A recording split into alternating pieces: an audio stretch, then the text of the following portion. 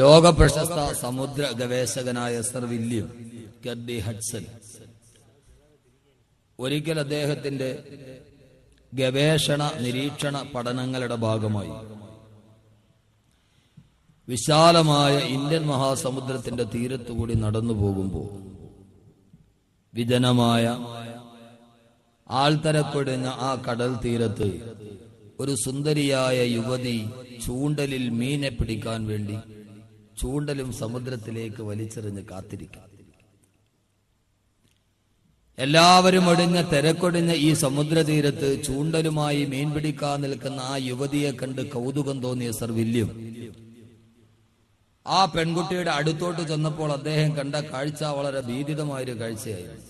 ശരീരം മുഴുവനും മുറിവുകൾ വന്ന് ആരോ മാംസമൂർച്ചയുള്ള ആയുധം കൊണ്ട് മുറിച്ചെടിച്ചതുപോലെ ശരീരം മുഴുവനും രക്തത്തിൽ മുങ്ങിക്കുളിച്ച് ഒരു സ്ത്രീ ആ വേദനയൊന്നും കണക്കാക്കാതെ അവർ കടലിലേക്ക് ഒരു ചൂണ്ടലുമെറിഞ്ഞ് പ്രതീക്ഷയോടെ കാത്തിരിക്കുകയാണ്, എപ്പോൾ അതിൽ ഇരകൾ കൊത്തുമെന്നറിയാൻ. സർ വില്യം നോക്കുമ്പോൾ ആ പെൺകുട്ടിയുടെ മടിയിൽ ഒരു പിഞ്ചു പൈതൽ തളർന്ന അവശയായി കിടന്നുറങ്ങും. ആകാംക്ഷാഭരിതനായ സർ വില്യം ആ പെൺകുട്ടിയോട് ചോദിച്ചു, അത്രേ നിനക്ക് എന്തു പറ്റി? നിന്റെ ശരീരം ഇത്രയേറെ മുറിവുകളായി രക്തം ധാരധാരയായി ഒഴുകുന്നല്ലോ, ആ വേദനയൊന്നും വകവെക്കാതെ ഈ കടൽ തീരത്ത് വന്ന് നിനക്ക് എങ്ങനെ മീൻ പിടിക്കാൻ കഴിയുന്നു എന്ന് ചോദിച്ചപ്പോൾ ആ പെൺകുട്ടി പറഞ്ഞു, അത്രേ ഞാൻ ഇന്ത്യൻ മഹാസമുദ്രത്തിന്റെ മറുഭാഗത്തുള്ള ബംഗാളിലെ ഒരു ചെറിയ ഗ്രാമത്തിൽ ജീവിച്ചൊരു പെൺകുട്ടിയായിരുന്നു ഞാൻ. ഈ അടുത്ത ദിവസം ഞങ്ങളുടെ ഗ്രാമത്തിൽ പെട്ടെന്നൊരു വർഗീയ കലാപം പൊട്ടിപ്പുറപ്പെട്ടു. അതേവരെ ഒന്നിച്ച് ഒരുപോലെ ഏകോദര സഹോദരങ്ങളെ പോലെ താമസിച്ചിരുന്ന ഇരു വിഭാഗങ്ങൾ തമ്മിൽ വലിയ ഏറ്റുമുട്ടലുണ്ടായി. ഒരു വിഭാഗം ആളുകൾ പാതിരാത്രിയുടെ നിശബ്ദതയിൽ എന്റെ കുടിലിലോട്ട് കടന്നുവന്ന് അവരുടെ കയ്യിലുള്ള മാരകമായ ആയുധങ്ങൾ ഉപയോഗിച്ച് എന്റെ മാതാപിതാക്കളെ എന്റെ കൺമുമ്പിൽ അരിഞ്ഞു വീഴ്ത്തി. എന്റെ സഹോദരിമാരെ ക്രൂരമായി മാനഭംഗപ്പെടുത്തി. അവർ എന്റെ ഈ കയ്യിലിരിക്കുന്ന എന്റെ പിഞ്ചു പൈതലിനെ പോലും വധിക്കാൻ ഒരുങ്ങുമ്പോൾ എന്റെ ജീവിതത്തിൽ എനിക്ക് ദൈവം തന്ന ഏറ്റവും വലിയ സമ്മാനമായ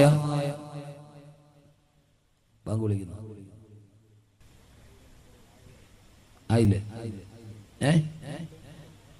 നേരത്തെ വിളിച്ചതാ, ജിന്നുകൾ വിളിച്ച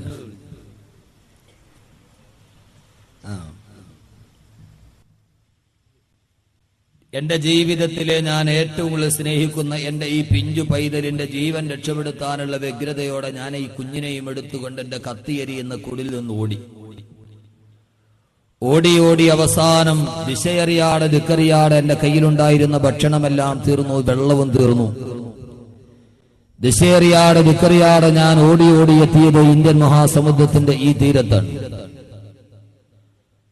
വല്ലാതെ ദിവസങ്ങളായി ഞാൻ ഭക്ഷണം കഴിച്ചിട്ട് വെള്ളം കുടിച്ചിട്ട്, എന്റെ കുഞ്ഞാണെങ്കിലോ ദിവസങ്ങളായി ഭക്ഷണം കഴിക്കാനില്ലാതെ ജലപാനം പോലും ചെയ്യാനില്ലാതെ എന്റെ കുഞ്ഞ് എന്റെ മടിത്തട്ടിൽ കിടന്ന് പിടയ്ക്കുകയാണ് ഒരൽപ്പം ഭക്ഷണത്തിന് വേണ്ടി. ദിവസങ്ങളായി ഭക്ഷണം കഴിക്കാതെ എന്റെ സ്ഥലങ്ങളിൽ മുലപ്പാല് പോലും വെട്ടിപ്പോയിരിക്കും. എന്റെ മടിത്തട്ടിൽ കിടന്നുകൊണ്ട് ദയയെ ആഗ്രഹിച്ചുകൊണ്ട് കരയുന്ന എന്റെ കുഞ്ഞിന്റെ ചുണ്ടുകളിലോട്ട് വെച്ചു കൊടുക്കാൻ മുലപ്പാല് പോലും വെട്ടിപ്പോയ ഞാൻ എന്തെങ്കിലും ഒരു ഭക്ഷണം ആ കുഞ്ഞിന്റെ വായിലോട്ട് വെച്ചു കൊടുത്തില്ലെങ്കിൽ എന്റെ കുഞ്ഞ് എന്നിൽ നിന്ന് എന്നേക്കുമായി വിട പറയുമെന്ന് എനിക്ക് ഉറപ്പായപ്പോൾ ഞാൻ എന്റെ കുഞ്ഞിന് കൊടുക്കാൻ വേണ്ടി ചൂണ്ടലുമായി ഇവിടെ മീൻ പിടിക്കാൻ കാത്തു നിൽക്കുകയാണ് എന്ന് വില്യമിനോട് പറഞ്ഞപ്പോൾ വില്യം ചോദിച്ചു, നീ അവിടെ നിന്ന് രക്ഷപ്പെട്ടോടി വന്നതാണെങ്കിൽ പിന്നെ ഈ ശരീരത്തിലെ മുറിവുകൾ എങ്ങനെയുണ്ടായി? ആ സമയത്ത് തന്റെ അരയിൽ കരുതിയിരുന്ന ഒരു ചെറിയ മൂർച്ചയുള്ള കടാര എടുത്തുകൊണ്ട് ആ പെൺകുട്ടി പറഞ്ഞു, അത്ര ഈ ശരീരത്തിലെ മുറിവുകൾ മുഴുവനും ഞാൻ സ്വയമായിട്ടുണ്ടാക്കിയതാണ്. ഞാൻ എന്റെ മാംസങ്ങൾ സ്വയമായി മൂർച്ചയുള്ള കടാര കൊണ്ട് മുറിച്ചെടുത്തതാണ്. അത്ഭുതത്തോടെ വില്യം ചോദിച്ചു, എന്തിനു വേണ്ടി? ആ സമയത്ത് തന്റെ പ്രിയപ്പെട്ട മകന്റെ തന്റെ പ്രിയപ്പെട്ട സന്താനത്തിന്റെ ജീവൻ രക്ഷിക്കാൻ എടുത്തുകൊണ്ട് വ്യഗ്രതയോടെ ഓടി ആ മാതൃഹൃദയം പറഞ്ഞു, അത്രേ എന്റെ കുഞ്ഞ് ദാഹിച്ചു പരവശയായി എന്റെ മടിത്തട്ടിൽ വെച്ചുകൊണ്ട് ഒരു എന്തെങ്കിലും കൊടുത്തില്ലെങ്കിൽ അവൾ മരിക്കുമെന്ന് ഉറപ്പായപ്പോ എന്റെ കയ്യിൽ ഒന്നും കൊടുക്കാനില്ലാതെ മുലപ്പാല് പോലും വറ്റിപ്പോയ ഞാൻ എന്റെ കയ്യിലിരിക്കുന്ന മൂർച്ചയുള്ള പിച്ചാത്തി കൊണ്ട് എന്റെ ശരീരത്തിലെ പച്ചമാംസം മുറിച്ചെടുത്ത് ആ മുറിച്ചെടുത്ത മാംസം എന്റെ ചൂണ്ടലിന്റെ അഗ്രഭാഗത്ത് കൊളുത്തി ഞാൻ കടലിലോട്ട് കാത്തിരിക്കുകയാണ്. ഒരു മീനെങ്കിലും കൊടുത്താൽ അതെന്റെ കുഞ്ഞിന്റെ വായിലേക്ക് വെച്ചു കൊടുത്തിട്ടാണെങ്കിലും എനിക്ക് ആ കുഞ്ഞിന്റെ ജീവൻ രക്ഷിക്കാൻ വേണ്ടി.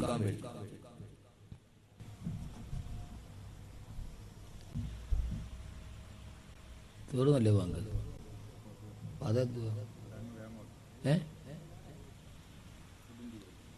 ഏറ്റവും കൂടുതൽ ഇടങ്ങൂറ് ഇവിടുത്തെ പെണ്ണുങ്ങൾക്കായിരിക്കും. എല്ലാ പള്ളിയിൽ നിന്നും ബാങ്ക് ഇങ്ങനെ വിളിച്ച ടിവിയുടെ വോളിയം കുറച്ച് മുടക്കും.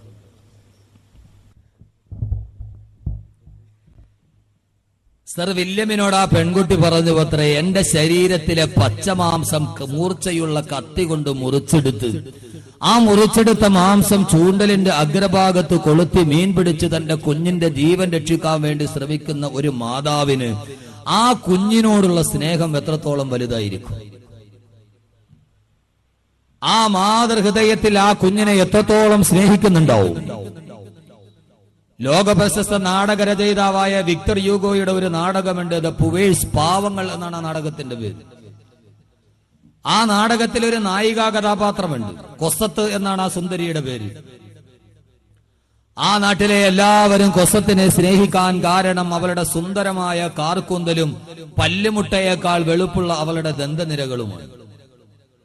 ആ നാടകത്തിന്റെ അവസാനം തന്റെ പ്രിയ പൈതൽ ഒരു നേരത്തെ ഭക്ഷണം കെടുക്കാനില്ലാതെ കിടന്ന് കരയുന്നത് കാണുമ്പോ കൊസത്ത് എന്ന് പറയുന്ന നായികാ കഥാപാത്രം ചന്തയിലോട്ട് പോയി റൊട്ടി കച്ചവടക്കാരനോട് തന്റെ കുഞ്ഞിന് കൊടുക്കാൻ റൊട്ടി ചോദിക്കുമ്പോ, നിന്റെ ഈ സുന്ദരമായ മുടിയും പല്ലുകളും മുറിച്ചെടുത്ത് കൊഴിച്ചെടുത്ത് എനിക്ക് തന്നാൽ അതിന് പകരം ഒരു റൊട്ടി തരാമെന്ന് പറയുമ്പോ, താൻ നൊന്ത് പ്രസവിച്ചാ തന്റെ കുഞ്ഞിന് ഒരു നേരത്തെ ഭക്ഷണം കൊടുക്കാൻ തന്നെ മുടി മുറിച്ചു കൊടുക്കുന്ന പല്ലുകൾ തട്ടിയെടുത്ത് ഇളക്കി റൊട്ടി കച്ചവടക്കാരന്റെ കയ്യിൽ കൊടുക്കുന്ന കൊസത്തിന്റെ വികാര നിർഭരമായ രംഗം വിക്ടർ യൂഗോ തന്റെ നാടകത്തിൽ പ്രതിപാദിക്കുന്നു.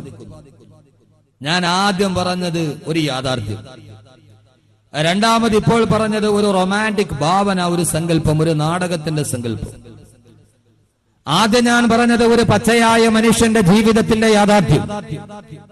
രണ്ടാമത് ഞാൻ പറഞ്ഞത് ഒരു നാടക രചയിതാവിന്റെ ഭാവനയാണെങ്കിൽ സഹോദരങ്ങളെ, യാഥാർത്ഥ്യത്തിന്റെയും ഭാവനയുടെയും ഒക്കെ അപ്പുറം എന്റെ ശബ്ദം ശ്രവിക്കുന്ന ഓരോരുത്തരും, ഓരോ മാതാപിതാക്കളും, നമ്മളെല്ലാവരും ജീവിതത്തിൽ ഏറെ ത്യാഗം സഹിക്കുന്നതും കഷ്ടപ്പെടുന്നതും ബുദ്ധിമുട്ടുന്നതുമൊക്കെ നമ്മുടെ മക്കൾക്ക് വേണ്ടിയാണ്, വേറെ ആർക്കും വേണ്ടിയല്ല. നാം നമ്മുടെ ജീവിതത്തിൽ ഏറ്റവും കൂടുതൽ സ്നേഹിക്കുന്നത് നമ്മുടെ മക്കളെയാണ്.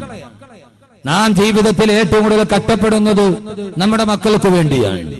രാവിലെ മുതൽ വൈകുന്നേരം വരെ പാടത്ത് പണിയെടുക്കുന്ന സാധാരണ പാവപ്പെട്ടവനും രാവിലെ മുതൽ വൈകുന്നേരം വരെ ആറ്റിങ്ങലിലോ വെഞ്ഞാറമൂടിലോ പോത്തങ്കോടിലോ നട്ടിച്ച നേരത്ത് പോലും ഓട്ടോറിക്ഷ ഓടിച്ചിട്ട് തളർന്നവസനാകുമ്പോ രാത്രി പോലും വീട്ടിൽ പോകാതെ ഉറക്കമിളച്ച് നൈറ്റിലും ഓട്ടോറിക്ഷ ഓടിച്ചിട്ട് ജീവിതത്തിന്റെ രണ്ടറ്റം തമ്മിൽ കൂട്ടുമുട്ടിക്കാൻ പാടുപെടുന്ന പാവപ്പെട്ട ഓട്ടോറിക്ഷ തൊഴിലാളിയും ഭാര്യയോടും മക്കളുടെയും മുഖം കാണാൻ ഏറെ ആഗ്രഹമുള്ളപ്പോഴും അവരെയൊന്നും കാണാൻ കഴിയാതെ കിടക്കുന്ന ചാക്കിന്റെ മുകളിൽ മുഖമമത്ത് തേങ്ങിക്കരഞ്ഞിട്ട് വല്ലാതെ നട്ടുച്ച നേരത്ത് പോലും ചുട്ടുപെടുത്ത മണലാരുണ്യത്തിൽ കാട്ടറബിയുടെ ചാട്ടവാറടിയേറ്റിട്ട് പാടുപെടുന്ന പാവപ്പെട്ട ഗൾഫുകാരനും പാവപ്പെട്ട പ്രവാസികളും എന്ന് വേണ്ട ലോകത്ത് മുഴുവനും എത്രയേറെ പാവപ്പെടുന്നവനായി കൊള്ളട്ടെ, 2 മണിയാകുമ്പോൾ അലാറം എടുത്തു വെച്ച് അലാറം അടിച്ചു കഴിയുമ്പോൾ എഴുന്നേറ്റൊരു കട്ടക്കാപ്പിയും കുടിച്ച് വീടിന്റെ പുറകുഭാഗത്ത് നീല പ്ലാസ്റ്റിക് വെച്ച് മൂടിയിട്ടിരിക്കുന്ന MI ടീം എടുത്ത് മരം കോച്ചുന്ന തണുപ്പത്ത് ദേശീയപാതയിലൂടെ പാഞ്ഞു ചെന്ന് കൊല്ലത്തിനപ്പുറം നീണ്ടകര കടപ്പുറത്ത് പോയി പുലർച്ചെ വെളുപ്പിനെ നീണ്ടകര കടപ്പുറത്തെത്തി കാത്തുനിന്ന് 2 പെട്ടിയിൽ മീനുമായി ടൊമ്മേറ്റിയുടെ പുറകയിൽ കെട്ടിവെച്ച് വീട്ടിലോട്ട് വന്ന് കലൂര് വന്ന് ആ കലൂർ പ്രദേശത്ത് വന്ന് ആ പെട്ടിയുമായി വീടാന്തരം കയറിയിറങ്ങി മീൻ വിറ്റിട്ട് വൈകുന്നേരം കിട്ടുന്ന 100 രൂപ കൊണ്ട് തന്നെ കാത്തിരിക്കുന്ന മക്കൾക്ക് ചായക്കടയിൽ നിന്ന് പലഹാരവും മേടിച്ചുകൊണ്ട് ആഗ്രഹത്തോടെ കടന്നു പോകുന്ന പാവപ്പെട്ട മത്സ്യത്തൊഴിലാളി അടക്കമുള്ള, എന്തിനേറെ നമ്മുടെയൊക്കെ നഗരപാതങ്ങളിലും നമ്മുടെയൊക്കെ പാതവക്കുകളിലുമൊക്കെ ടെലിഫോണിന്റെ കേബിൾ കുരിയെടുക്കാൻ വേണ്ടി തമിഴ്നാട്ടിൽ നിന്ന് വരുന്ന തങ്ങളുടെ ഒരു ദിവസം ഒരു വയസ്സ് പോലും തികയാത്ത കുട്ടികളെ ഒരു തുണിയിൽ തോളത്ത് കെട്ടിത്തൂക്കിക്കൊണ്ട് നട്ടുച്ച നേരത്ത് പിക്കാസ് കൊണ്ട് കുഴി കൊടുക്കുന്ന സാധാരണക്കാരായ തമിഴ്നാട്ടിലെ കറുകറുത്ത തൊഴിലാളികളടക്കമുള്ള ഞാനും നിങ്ങളുമടക്കം ആരൊക്കെയുണ്ടോ, നമ്മളെല്ലാവരും ജീവിതത്തിൽ ഇത്രയേറെ കഷ്ടപ്പെടുന്നത് നമ്മുടെ സ്വന്തം മക്കൾക്ക് വേണ്ടിയാണ്, വേറെ ആർക്കും വേണ്ടിയല്ല. നമ്മൾ ജീവിതത്തിൽ ഇത്രത്തോളം കഷ്ടപ്പെടുന്നത് ആർക്ക് വേണ്ടിയാണ്? നമ്മുടെ ഭാര്യക്കും നമുക്കും വേണ്ടി ജീവിക്കാനാണെങ്കിൽ നമ്മൾ ഇത്രയും കഷ്ടപ്പെടേണ്ട കാര്യമൊന്നുമില്ല. ഉണ്ടാ നമുക്ക് നമ്മുടെ ഭാര്യയ്ക്ക് 3 നേരം ഭക്ഷണം കഴിച്ച് ഒരു കൂരയുടെ കീഴിൽ കിടക്കാൻ വേണ്ടിയാണെങ്കിൽ നമ്മുടെ ജീവിതത്തിൽ നമ്മൾ ഇത്രത്തോളം കഷ്ടപ്പെടേണ്ട യാതൊരുവിധ കാര്യവുമില്ല. കലൂര് വന്നപ്പോൾ ഇതേപോലെ പ്രാണി. ഈ സ്ഥലത്തിന്റെ പേര് കണ്ടംകുളത്തിയത് കണ്ടുകുഴി.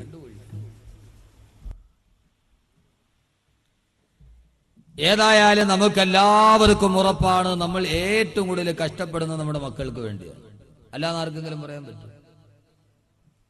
നമ്മൾ ഈ ജീവിതത്തിൽ ഇത്രയേറെ പ്രയാസപ്പെടുന്ന ആർക്ക് വേണ്ടിയാണ്?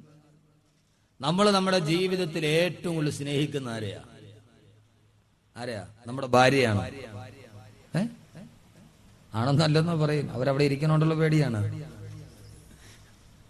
എന്റെ പൊന്നുസ്താദെ അല്ലാന്നെങ്ങാനും പറഞ്ഞ് ഇന്ന് കിടന്നുറങ്ങാൻ പറ്റൂല. നമ്മള് ജീവിതത്തിൽ ഏറ്റവും കൂടുതൽ സ്നേഹിക്കുന്ന നമ്മുടെ ഭാര്യയല്ല. നാം നമ്മുടെ ജീവിതത്തിൽ ഏറ്റവും കൂടുതൽ സ്നേഹിക്കുന്നതും പ്രതീക്ഷ അർപ്പിക്കുന്നതും നമ്മുടെ മക്കളിലാണ്. നമ്മുടെ മാതാപിതാക്കളോടുള്ള സ്നേഹം പോലും ചിലപ്പോൾ നമ്മുടെ മക്കളുടെ അത്രയും സ്നേഹം നമ്മുടെ മനസ്സിലോട്ട് കടന്നു വരില്ല.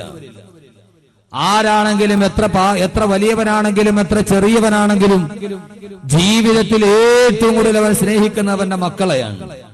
നമ്മുടെ മക്കൾ വളരുന്നതും കാത്ത് നാളെ ജീവിതത്തിന്റെ സായാഹ്ന ഘട്ടത്തിൽ നമുക്കൊരു ആരംഭമാകും അവലംബമാകും എന്ന് ആഗ്രഹിച്ചുകൊണ്ട് നാം വളർത്തുന്ന നമ്മുടെ പ്രിയപ്പെട്ട മക്കൾ, ആ മക്കളെ കുറിച്ച് നമുക്ക് ഒരുപാട് സ്വപ്നങ്ങളുണ്ട്. നമ്മുടെ മക്കളെ കുറിച്ച് നമുക്ക് ഒരുപാട് കാഴ്ചപ്പാടുകളുണ്ട്. നമ്മുടെ മക്കളുടെ ഭാവിയോത്തിട്ട് നാം ധാരാളം സ്വപ്നങ്ങൾ നെയ്തിട്ടുണ്ട്, ധാരാളം കണക്കുകൂട്ടലുകളുണ്ട്. എന്റെ സഹോദരങ്ങളെ, ഈ കണക്കുകൂട്ടലുകളെല്ലാം ഒരു ദിവസം തട്ടിത്തെറിപ്പിക്കപ്പെട്ടാൽ, ഈ പ്രതീക്ഷകളെല്ലാം അസ്ഥാനത്തായാൽ, എന്റെ ശബ്ദം ശ്രവിക്കുന്ന ഓരോ മാതാപിതാക്കളോടും വഴിതെറ്റുന്ന കൗമാരം, ഖുർആനിലെ കൗമാരം എന്ന വിഷയം പറയുമ്പോൾ ഒരു പദപ്രഭാഷണം എന്നതിനപ്പുറം ഞാനും നിങ്ങളുമൊക്കെ അടിയന്തരമായി ശ്രദ്ധ ഭരിപ്പിക്കേണ്ട, നമ്മുടെ ജീവിതത്തിലെ ഏറ്റവും വലിയ ദുഃഖമായി നാം വളർത്തുന്ന നമ്മുടെ മക്കൾ മാറുമ്പോ എല്ലാവരും, എത്ര വലിയവനാകട്ടെ ചെറുതാകട്ടെ, ലക്ഷക്കണക്കിന് ആളുകളുടെ കണ്ണീരൊപ്പാൻ പുതിയ പ്രത്യശാസ്ത്രവുമായി ലോകത്തോട്ട് വന്ന സാക്ഷാൽ കാറൽ മാക്സ് പോലും തന്റെ മക്കളോട് വലിയേറെ സ്നേഹമുണ്ടായിരുന്നു എന്നാണ് ചരിത്രം പറയുന്നത്. കാറൽ മാക്സിന് എഡ്ഗാർ എന്ന് പറയുന്ന ഒരു കുട്ടിയുണ്ടായിരുന്നു.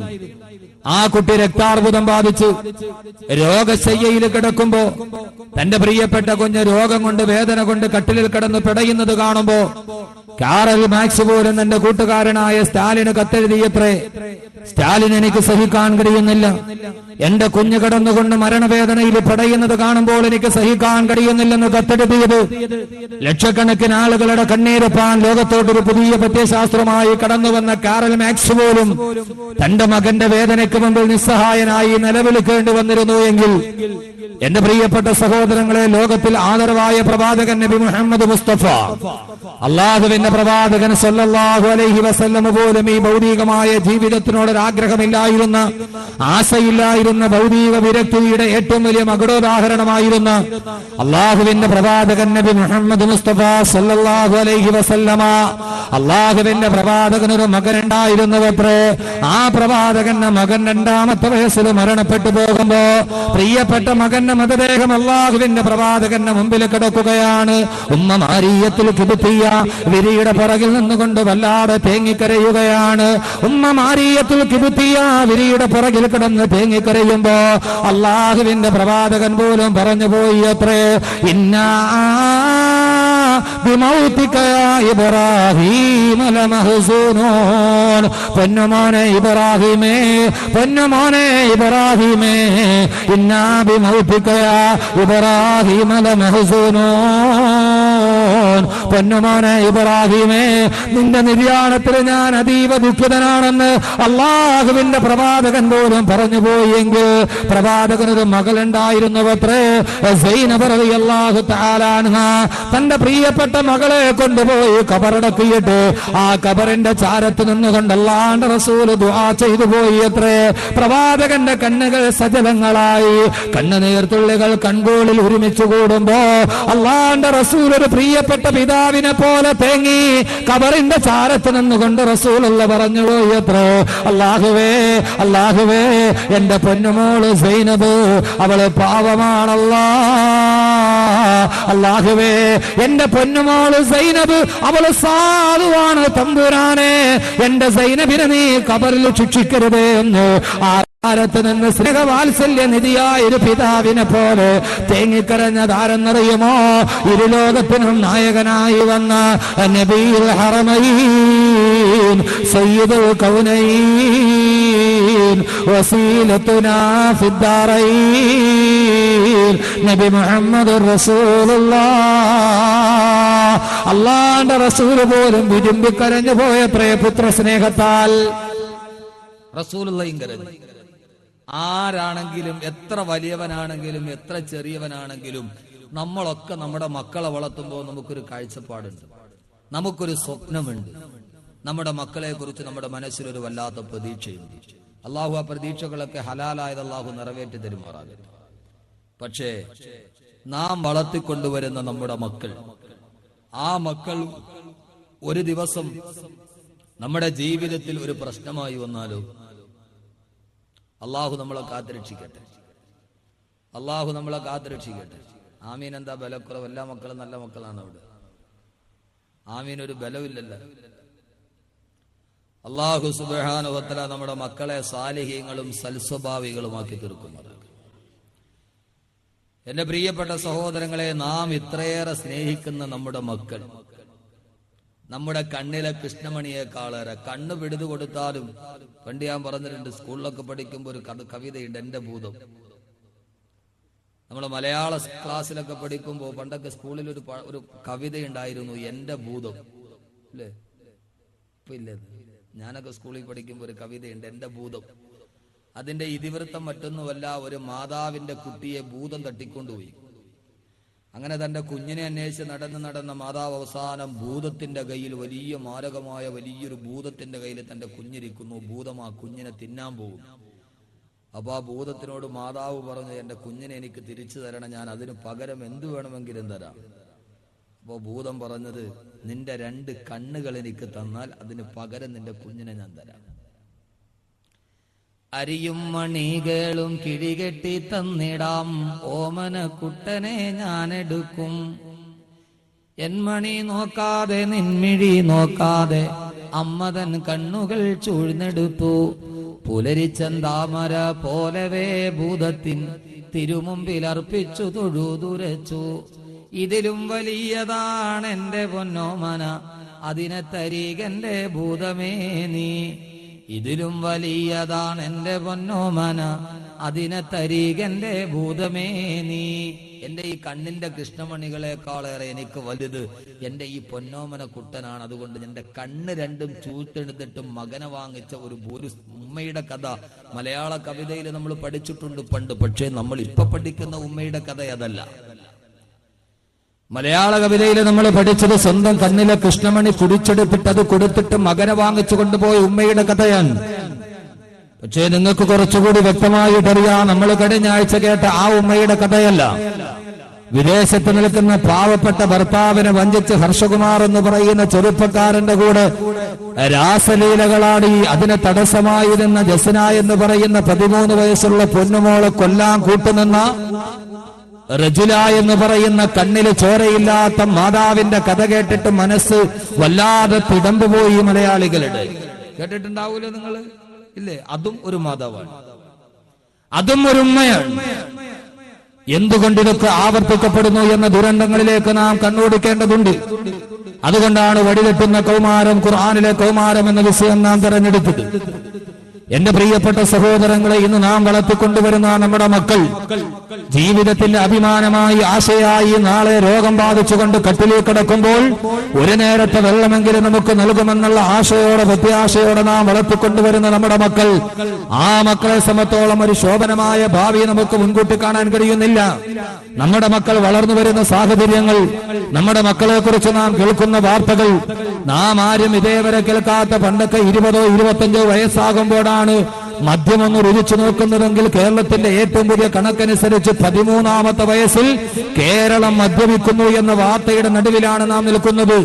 എന്ന് പറഞ്ഞാൽ 8ാം ക്ലാസ്സിൽ പഠിക്കുന്ന പ്രായമാകുമ്പോഴേ കുട്ടികൾ മദ്യപാന ആസക്തി വളർന്നു വരുന്ന കാലം.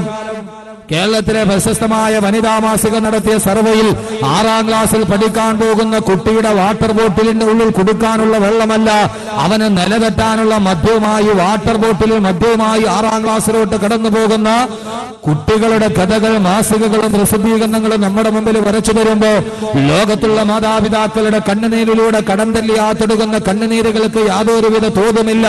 വളർത്തിക്കൊണ്ടുവരുന്ന മക്കൾ കൗമാരത്തിലെ വഴിതെറ്റിപ്പോകുന്ന, പണ്ടൊക്കെ നമ്മൾ വഴിതെറ്റുന്ന യുവത്വം എന്ന് പറയുമായിരുന്നു. 20ഉം 25ഉം വയസ്സാകുമ്പോഴാണ് ബീഡി പോലും വലിക്കാൻ മടിയായിരുന്നു.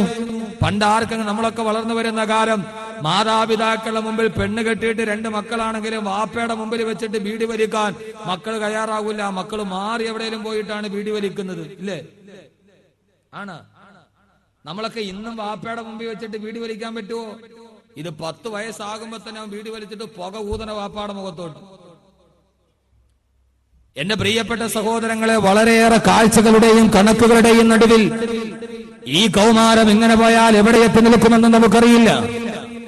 ഈ കൗമാരത്തിൽ കുട്ടികൾ കൗമാരത്തിലെ സെക്സിന്റെ അടിമകളായി മാറുന്നു, മദ്യത്തിന്റെ അടിമകളായി മാറുന്നു, ലഹരിയുടെ അടിമകളായി മാറുന്നു. എവിടെയാണ് നമുക്ക് കാലുകൾ തളർന്നു പോയത്? എവിടെയാണ് നമുക്ക് താളം പിടച്ചു പോയത്? എന്റെയും നിങ്ങളുടെയും മക്കൾ വളരേണ്ടത് ഇതേ സാഹചര്യത്തിൽ തന്നെയാണ്. 13 വയസ്സിൽ ലോകത്തിലെ നൊട്ടോറിയസ് ക്രിമിനലുകൾ പോലും ചെയ്യാൻ മടിക്കുന്നത് കൗമാരപ്രായക്കാരായ കുട്ടികൾ നടക്കുന്നു, കുട്ടികൾ ചെയ്യുന്നു. എന്താണ് സഹോദരങ്ങളെ കുട്ടികൾ ചെയ്യുന്നത്? തൃശൂർ ജില്ലയിലെ ചന്ദ്രാപിന്നയിൽ വൈകുന്നേരം സ്കൂൾ വിട്ടിട്ട് തിരിച്ചു വന്ന 7 വയസ്സുകാരി പഞ്ചസാര വാങ്ങിക്കാൻ കടയിൽ പോയിട്ട് തിരിച്ചു വരുമ്പോ 7 വയസ്സുകാരിയെ TV കാണിച്ചു തരാമെന്ന് പറഞ്ഞ് പിടിച്ചുകൊണ്ട് വീട്ടിലോട്ട് കൊണ്ടുപോയി അവളെ കടന്നു പിടിച്ച് മാനഭംഗം ചെയ്യാനുള്ള ശ്രമത്തിന്റെ ഇടയിൽ നിലവിളിച്ച പെൺകുട്ടിയുടെ വായും മൂക്കും പൊത്തിപ്പിടിച്ച് ശ്വാസം നഷ്ടപ്പെട്ട 7 വയസ്സുള്ള കൗമാര 7 വയസ്സുള്ള ബാലിക പിടഞ്ഞു മരിക്കുമ്പോ തന്റെ വീടിന്റെ ഉള്ളിൽ പിടഞ്ഞു മരിച്ച ആ ബാലികയെ അടുക്കളയിൽ പോയി മൂർച്ചയുള്ള കത്തിയെടുത്ത് കൊണ്ടുവന്ന് മരിച്ചു കിടക്കുന്ന കളിക്കൂട്ടുകാരിയെ, 7 കളിക്കൂട്ടുകാരി ഇന്നലെ വരെ തന്റെ കൂടെ കണ്ണഞ്ചിരട്ടയിൽ മണ്ണപ്പം ചുട്ട് കളിച്ച കളിക്കൂട്ടുകാരിയുടെ കയ്യും കാലും വെട്ടിയെരിഞ്ഞ് അത് പ്ലാസ്റ്റിക് ചാക്കിലാക്കിയതിന്റെ മുകൾ ഭാഗം കൂട്ടിക്കെട്ടി വീടിന്റെ പുറകു ഭാഗത്ത് കൊണ്ടുപോയി സ്വയം കുടിയെടുത്ത് കുടിച്ചിട്ട് അതിന്റെ മുകളിൽ മണ്ണിട്ട് മൂടിയെന്ന് പോരാ, അതിന്റെ മുകളിൽ വാടയെന്നിട്ടിട്ട് ആർക്കും സംശയം തോന്നാത്ത രീതിയിൽ 3 ദിവസം കേസന്വേഷണത്തിന് വന്ന പോലീസ് ഉദ്യോഗസ്ഥരുടെ പുറകെ നടന്ന് 3ാമത്തെ ദിവസം പോലീസ് ഉദ്യോഗസ്ഥർ പ്രതി അറസ്റ്റ് ചെയ്തുകൊണ്ട് തൃശൂർ പ്രസ് ക്ലബിൽ കൊണ്ടുപോയി ഹാജരാക്കുമ്പോ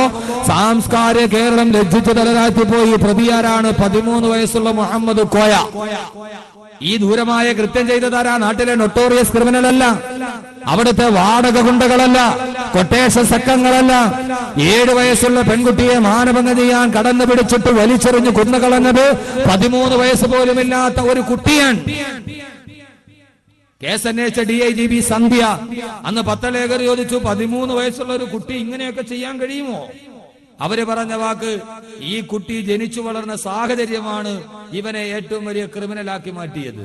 ഏതാ സഹോദരങ്ങളെ ആ കുഞ്ഞ് ജനിച്ചു വളർന്ന സാഹചര്യം? ആരെയാണ് നാം കുറ്റപ്പെടുത്തേണ്ടത്? ആർക്കെതിരെയാണ് വിരൽ ചൂണ്ടത്? വഴിതെറ്റുന്ന കുഞ്ഞിന് നേരെ വിരൽ ചൂണ്ടണോ? അവനെ വളർത്തിയ മാതാപിതാക്കൾക്ക് നേരെ വിരൽ ചൂണ്ടണോ? എവിടെയാണ് വിരൽ ചൂണ്ടേണ്ടത്? നമ്മൾ ചൂണ്ടുന്നത് അവര് തലതിരിഞ്ഞു പോയി എന്നായിരിക്കും.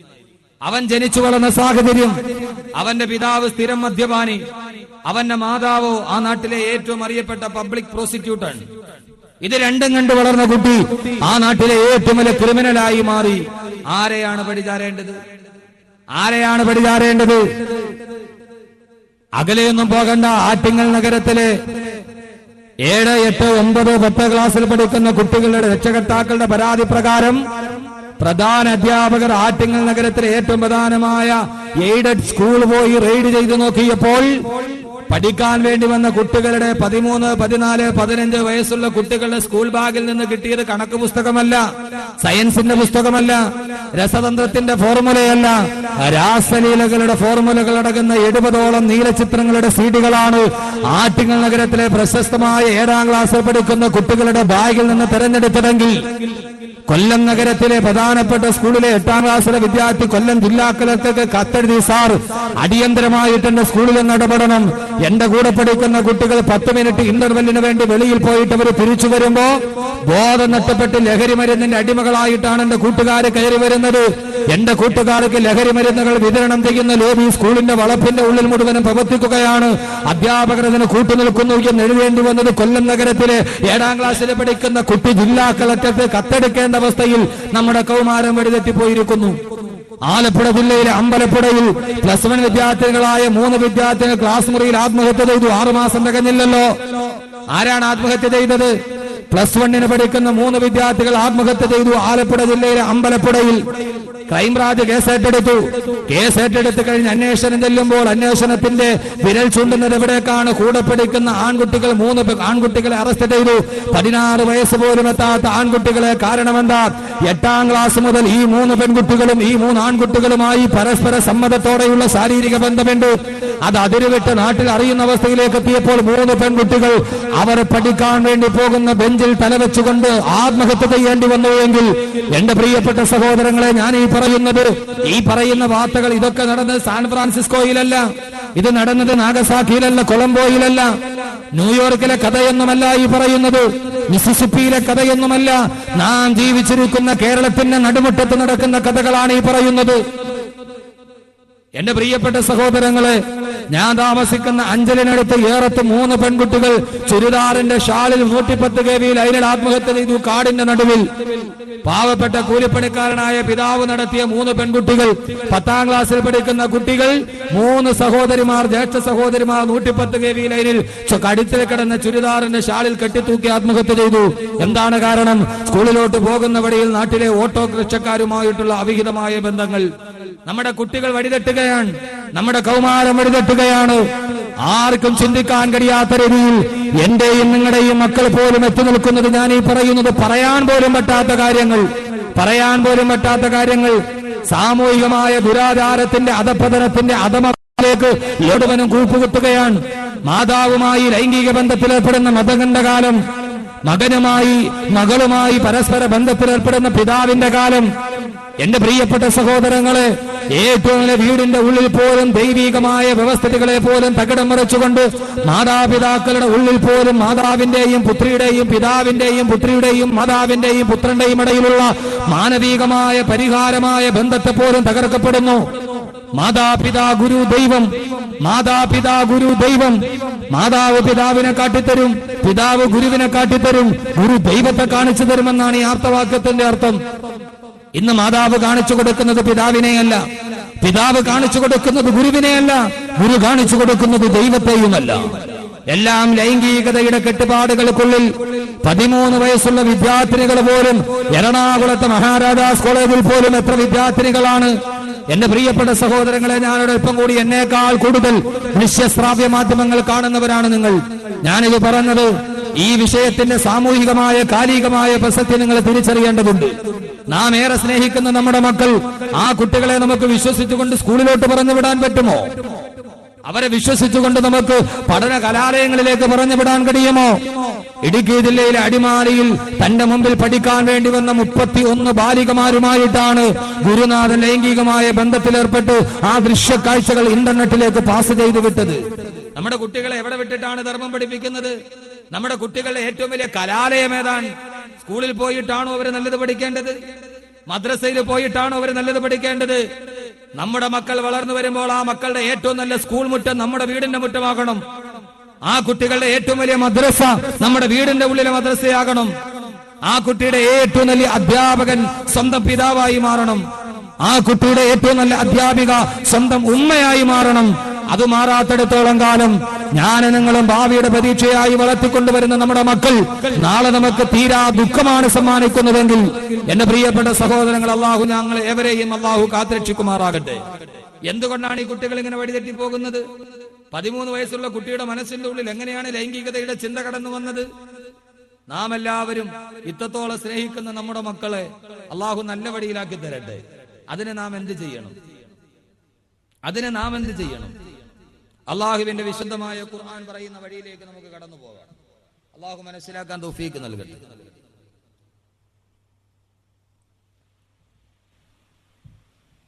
നമ്മുടെ മക്കൾ നന്നാകണമെന്ന തോന്നൽ നമുക്ക് എപ്പോഴാണ് ഉണ്ടാകേണ്ടത്?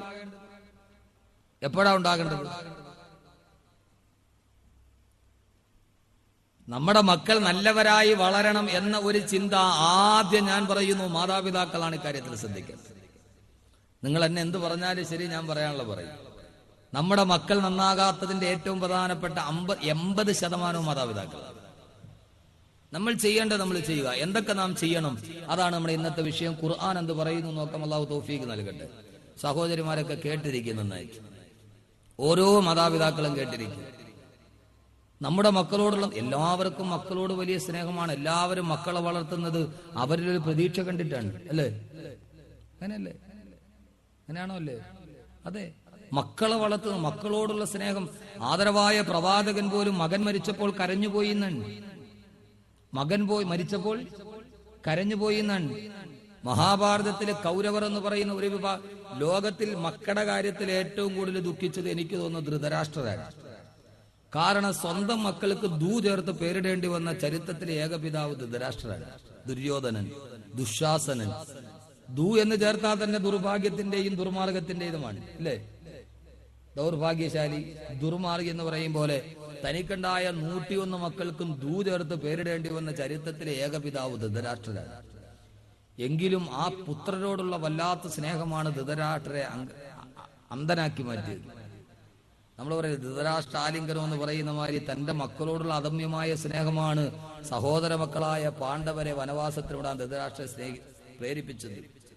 എന്നിട്ട് പോലും ആ മക്കളെ ഇത്രയേറെ സ്നേഹിച്ച ധൃതരാഷ്ട്രർ രാമന് വനവാസത്തിന് പോകേണ്ടി വന്നത് കൈകേയിയുടെ പുത്രനോടുള്ള സ്നേഹം കാരണത്താലാണ്. സ്വന്തം പുത്രനായ ഭരതന് രാമരാജ്യം കൊടുക്കണമെന്ന ആഗ്രഹത്താൽ കൈകേയിയുടെ ഭർത്താവായ പേരെന്തുവാ, രാമന്റെ അച്ഛന്റെ പേരെന്തുവാ, ദശരഥ മഹാരാജാവ്. അത് തന്നെ, ദശരഥ മഹാരാജാവ് കൈകേയിയുടെ യുദ്ധത്തിന് പോയപ്പോ തേരിന്റെ ചക്രം താന്നുപോയി. ചക്രം ഉയർത്താൻ സഹായിച്ചപ്പോൾ കൈകേയി ചോദിച്ചു, ഞാനൊരു സമയത്തൊരു വരം ചോദിച്ചു, നിങ്ങൾ തരണം. ആ അടിസ്ഥാനത്തിൽ ദശരഥ മഹാരാജാവ് പറഞ്ഞു, നീ ആവശ്യമുള്ളപ്പോ ചോദിച്ചോ, ഞാൻ തന്നേക്കാം. രാമനെ അയോധ്യയുടെ രാജാവാക്കുന്ന കിരീടധാരണത്തിന്റെ അന്ന് പുത്രസ്നേഹം മനസ്സിൽ വീർപ്പുമുട്ടിയ കൈകേയി എന്ന മാതാവ് പറഞ്ഞു, രാമനെ ആക്കിയാ പോരാ, എന്റെ മകനായ ഭരതനെ ആക്കണം. സ്വന്തം പുത്രനോടുള്ള വല്ലാത്ത സ്നേഹമായിരുന്നു രാമനെ വനവാസത്തിന് വേണ്ടി പോകാൻ പ്രേരിപ്പിക്കപ്പെട്ടത്. എന്റെ പ്രിയപ്പെട്ട സഹോദരങ്ങളെ, ലോകത്ത് മക്കൾക്ക് വേണ്ടി തന്റെ മകനായ അർജുനൻ യുദ്ധത്തിൽ ജയിക്കണമെന്ന ഏറ്റവും വലിയ ആഗ്രഹമായിരുന്നു മഹാവിഷ്ണുവിനെ യാചക വേഷം കെട്ടി, ദേവേന്ദ്രനെ യാചക വേഷം വെട്ടി കർണന്റെ കവചകുണ്ടലങ്ങൾ ഇരന്നു വാങ്ങാൻ പ്രേരിപ്പിച്ചത് മകനായ അർജുനനോടുള്ള വല്ലാത്ത സ്നേഹമായിരുന്നു. കർണനും അർജുനനും തമ്മിൽ ഏറ്റുമുട്ടിയാൽ അർജുനൻ ജയിക്കില്ല. കാരണം കർണന്റെ കാതുകളിൽ 2 കവചകുണ്ടലങ്ങൾ ഉള്ളിടത്തോളം കാലം കർണനെ തോൽപ്പിക്കാൻ കഴിയില്ല. അവസാനം സാക്ഷാൽ ദേവേന്ദ്രൻ എന്ത് ചെയ്തു എന്നറിയുമോ? യാചകന്റെ വേഷം കെട്ടി കർണന്റെ മുമ്പിൽ പോയി കവചകുണ്ടലങ്ങൾ എരന്നു വാങ്ങി തന്റെ മകനെ ജയിക്കാൻ വേണ്ടി സഹായിച്ചു. മഹാഭാരതത്തിൽ മക്കളോടുള്ള കഥ. ദ്രോണൻ എന്ന് പറയുന്ന ഏറ്റവും വലിയ സായുധശാലി ഉണ്ടായിരുന്നു.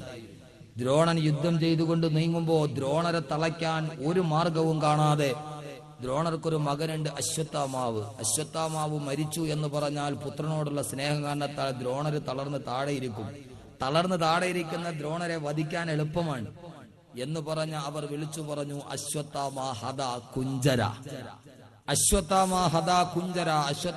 കൊല്ലപ്പെട്ടു എന്ന് വിളിച്ചു പറഞ്ഞപ്പോൾ മകൻ മരിച്ചു എന്ന് തളർന്നിരുന്ന ദ്രോണരെയാണ് അർജുനൻ അമ്പെയ്തു കൊന്നത് എന്ന് മഹാഭാരതം.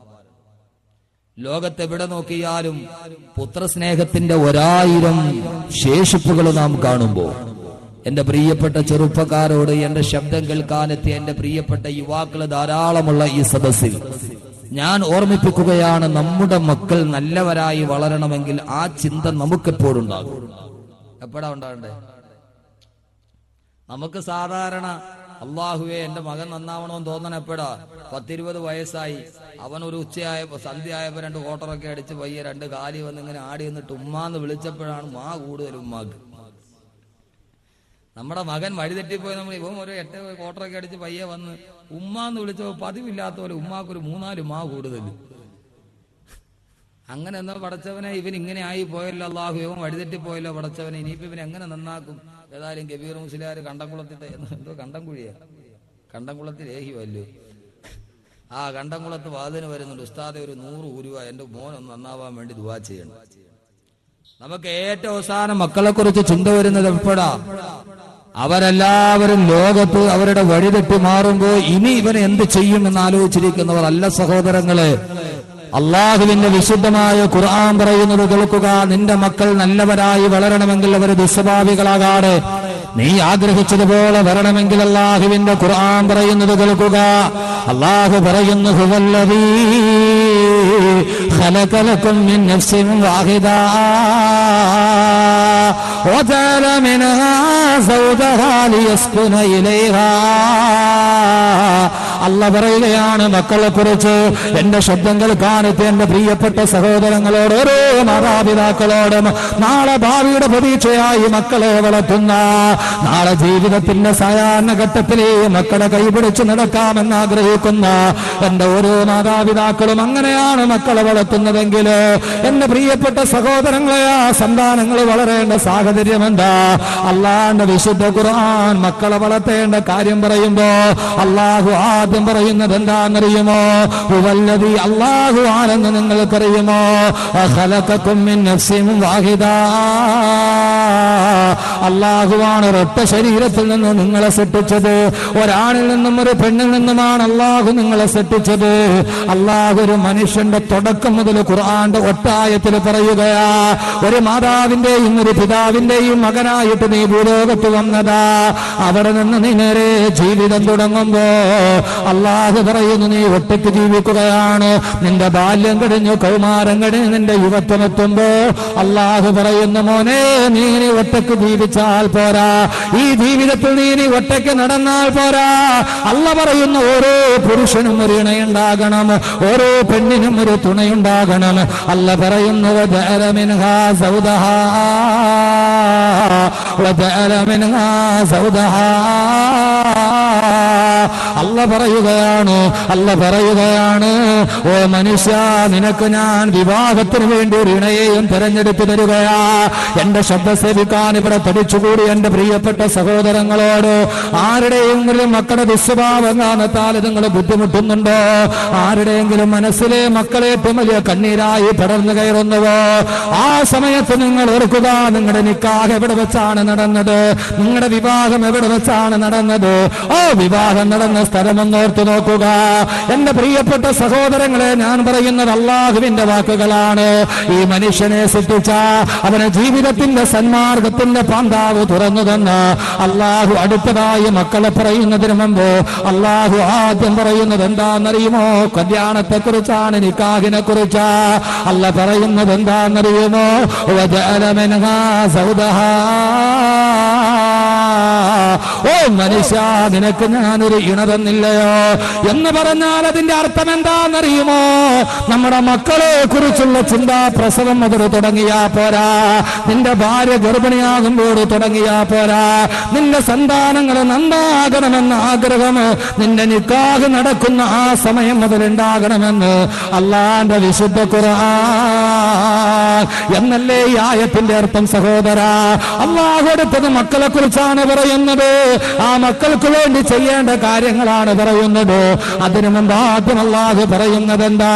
വിവാഹം എന്ന് പറഞ്ഞാൽ ഇതൊരു കളിതമാശയല്ല, നിക്കാഹ് എന്ന് പറഞ്ഞാൽ ഇതൊരു ചടങ്ങ് മാത്രമല്ല, എവിടെയെങ്കിലും നടക്കുന്ന ആഭാസം മാത്രമല്ല.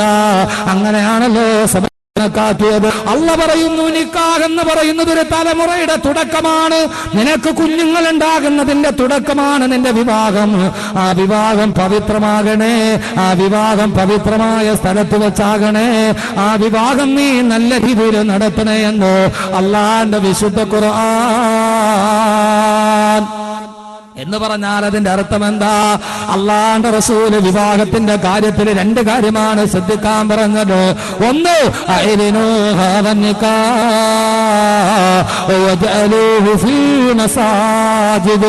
അള്ളാഹുവിന്റെ ഖുർആൻ പറയുന്നു ഈ നിക്കാഹിനെ നിങ്ങൾ പരസ്യമായിട്ട് നടത്തണേ. നിന്റെ ഓരോരുത്തരുടെയും നിക്കാഹ് നീ പള്ളിയിൽ വെച്ച് നടത്തണേ എന്ന് നബി മുഹമ്മദ് മുഹമ്മദ് റസൂലുള്ളാഹ്. വിവാഹ ചന്തയിലോ മാത്സര്യ ബുദ്ധിയോടെ കോടികളെറിഞ്ഞ് പകട് കളിക്കുന്ന സമുദായത്തിന്റെ നടുവില് എല്ലാവരും നിക്കാഹ് നടത്തുന്നത് ഇവിടെ വെച്ചാ. ചിലർ ഓഡിറ്റോറിയത്തിൽ വെച്ച് നടത്താറുണ്ട്, ചിലർ സിനിമാ കോട്ടയിൽ വെച്ച് നടത്താറുണ്ട്. എല്ലാ ആഭാസങ്ങളുടെ നടുവില് ഇന്ത്യൻ ഉരുക്ക് വ്യവസായി ലക്ഷ്മി മിത്തലിന്റെ പെണ്ണിനെ കെട്ടിച്ചപ്പോ മകളുടെ കല്യാണത്തിന് ഒരു നേരം എടുക്കാനുള്ള സാരിക്ക് 40 ലക്ഷം രൂപ വിലയാണെങ്കിൽ ആർഭാടങ്ങൾ വലിച്ചെറിഞ്ഞ് ലോകത്തിന്റെ ആഭാസങ്ങളുടെ ഹറാമുകളുടെ നടുവിൽ വെച്ച് നിക്കാഹ് നടത്തുമ്പോ എന്റെ സഹോദര, ഈ വാക്ക് നിങ്ങൾ എങ്ങനെ പരിഗണിച്ചാലും കുഴപ്പമില്ല, എങ്ങനെ ഭരിച്ചാലും കുഴപ്പമില്ല. അള്ളാഹുവിന്റെ പ്രവാചകൻ പറയുകയാ, ഒരു നിക്കാഹ് എന്ന് പറഞ്ഞാൽ ഒരു മനുഷ്യന്റെ ജീവിതത്തില്, ഒരു പുരുഷന്റെ ഒരു പെണ്ണിന്റെ ജീവിതത്തിന്റെ വഴിത്തിരിവാണ്, അവന്റെ ജീവിതത്തിന്റെ പ്രധാന കർമ്മമാണ്. ഓ കർമ്മം നീ പള്ളിയിൽ വെച്ച് നടത്തണേ. കാരണം ലോകത്തിലെ ആദ്യത്തെ നിക്കാഹ് നടന്നത് സ്വർഗത്തിൽ വെച്ചാ. ആദം നബിയെയും ഹവ്വാ ബീവിയുടെയും നിക്കാഹ് അല്ലാഹു നടത്തിയത് സ്വർഗത്തിൽ വെച്ചാണ്. അതുകൊണ്ട് നിക്കാഹ് സ്വർഗത്തിൽ വെച്ച് നടത്തപ്പെടേണ്ടതാ. ഓരോ നിക്കാഹും ഈ ഭൂമിയിലെ സ്വർഗത്തിൽ വെച്ച് നടത്തപ്പെടട്ടെ എന്ന് അള്ളാന്റെ വിശുദ്ധ ഖുർആൻ. മക്കളെ കുറിച്ച് പറയുന്നതിന് മുമ്പ് അള്ള പറയുന്ന എന്തിനെ കുറിച്ചാ? നിക്കാഹിനെ കുറിച്ചാ. അതുകൊണ്ട് മക്കൾ നന്നാവണമെങ്കിൽ ആദ്യം നിക്കാഹ് നല്ലെടുത്ത് വെച്ച് നടത്തണം. നമ്മൾ എവിടെ വെച്ചാ കല്യാണം നടത്തണേ? എവിടെ വെച്ചാ നമ്മൾ നിക്കാഹ് നടത്തണേ? പള്ളി വെച്ച് നിക്കാഹ് നടത്തോ? അള്ളാന്റെ റസൂൽ പറഞ്ഞ് 2 കാര്യങ്ങൾ നിങ്ങൾ ശ്രദ്ധിക്കണം. ഒന്ന്, ഐലിനു ഹാദ നിക്കാഹ്, നിക്കാഹ് പരസ്യമായിട്ട് നടത്തണം, രഹസ്യമായ കല്യാണം പാടില്ല. ഐലിനു ഹാദ നിക്കാഹ്, ഈ നിക്കാഹിനെ നിങ്ങൾ പരസ്യപ്പെടുത്തണം, രഹസ്യ നിക്കാഹ് പാടില്ല. എന്ന് പറഞ്ഞാൽ രാത്രിയിൽ കൈ പിടിച്ച് കയറിക്കൊണ്ട് വന്നിട്ട് ഇതൊന്നും നിക്കാഹ് തരാൻ പറയാൻ പറ്റൂല. 4 പേരുടെ മുമ്പിൽ വെച്ച് പരസ്യമായിട്ട് തന്നെ നടത്തണം. ആ വാപ്പയും ഉമ്മയൊക്കെ അറിഞ്ഞ് പരസ്പരം കണ്ട് പറഞ്ഞ് ബോധിച്ച് സംസാരിച്ച് നിങ്ങൾക്ക് കുടുംബമൊക്കെ ഒത്തതാണോ എന്നൊക്കെ നോക്കി പരസ്യമായിട്ട് നടത്തണം. അല്ലാതെ ചുമ്മാ മിസ് കോൾ അടിച്ചിട്ട് നീ അവിടെ 10 മണിക്ക് ബസ് സ്റ്റാൻഡിൽ ഇരുന്നേരം ഞാൻ വരാം, നമുക്ക് 2 പേരും കൂടെ തെങ്കാശിക്ക് പോകാന്ന് പറഞ്ഞാൽ അഡ്ജസ്റ്റ്മെന്റ് നിക്കാഹ് ശരിയാവൂല.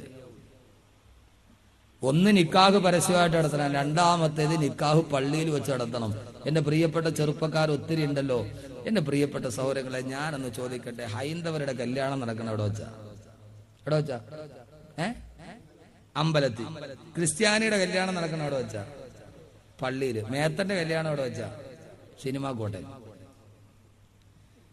ഹൈന്ദവരുടെ കല്യാണം അമ്പലത്തിൽ വെച്ച്, ക്രൈസ്തവ സഹോദരങ്ങളുടെ കല്യാണം പള്ളിമേടയിൽ വികാരിയുടെ സാന്നിധ്യത്തില്.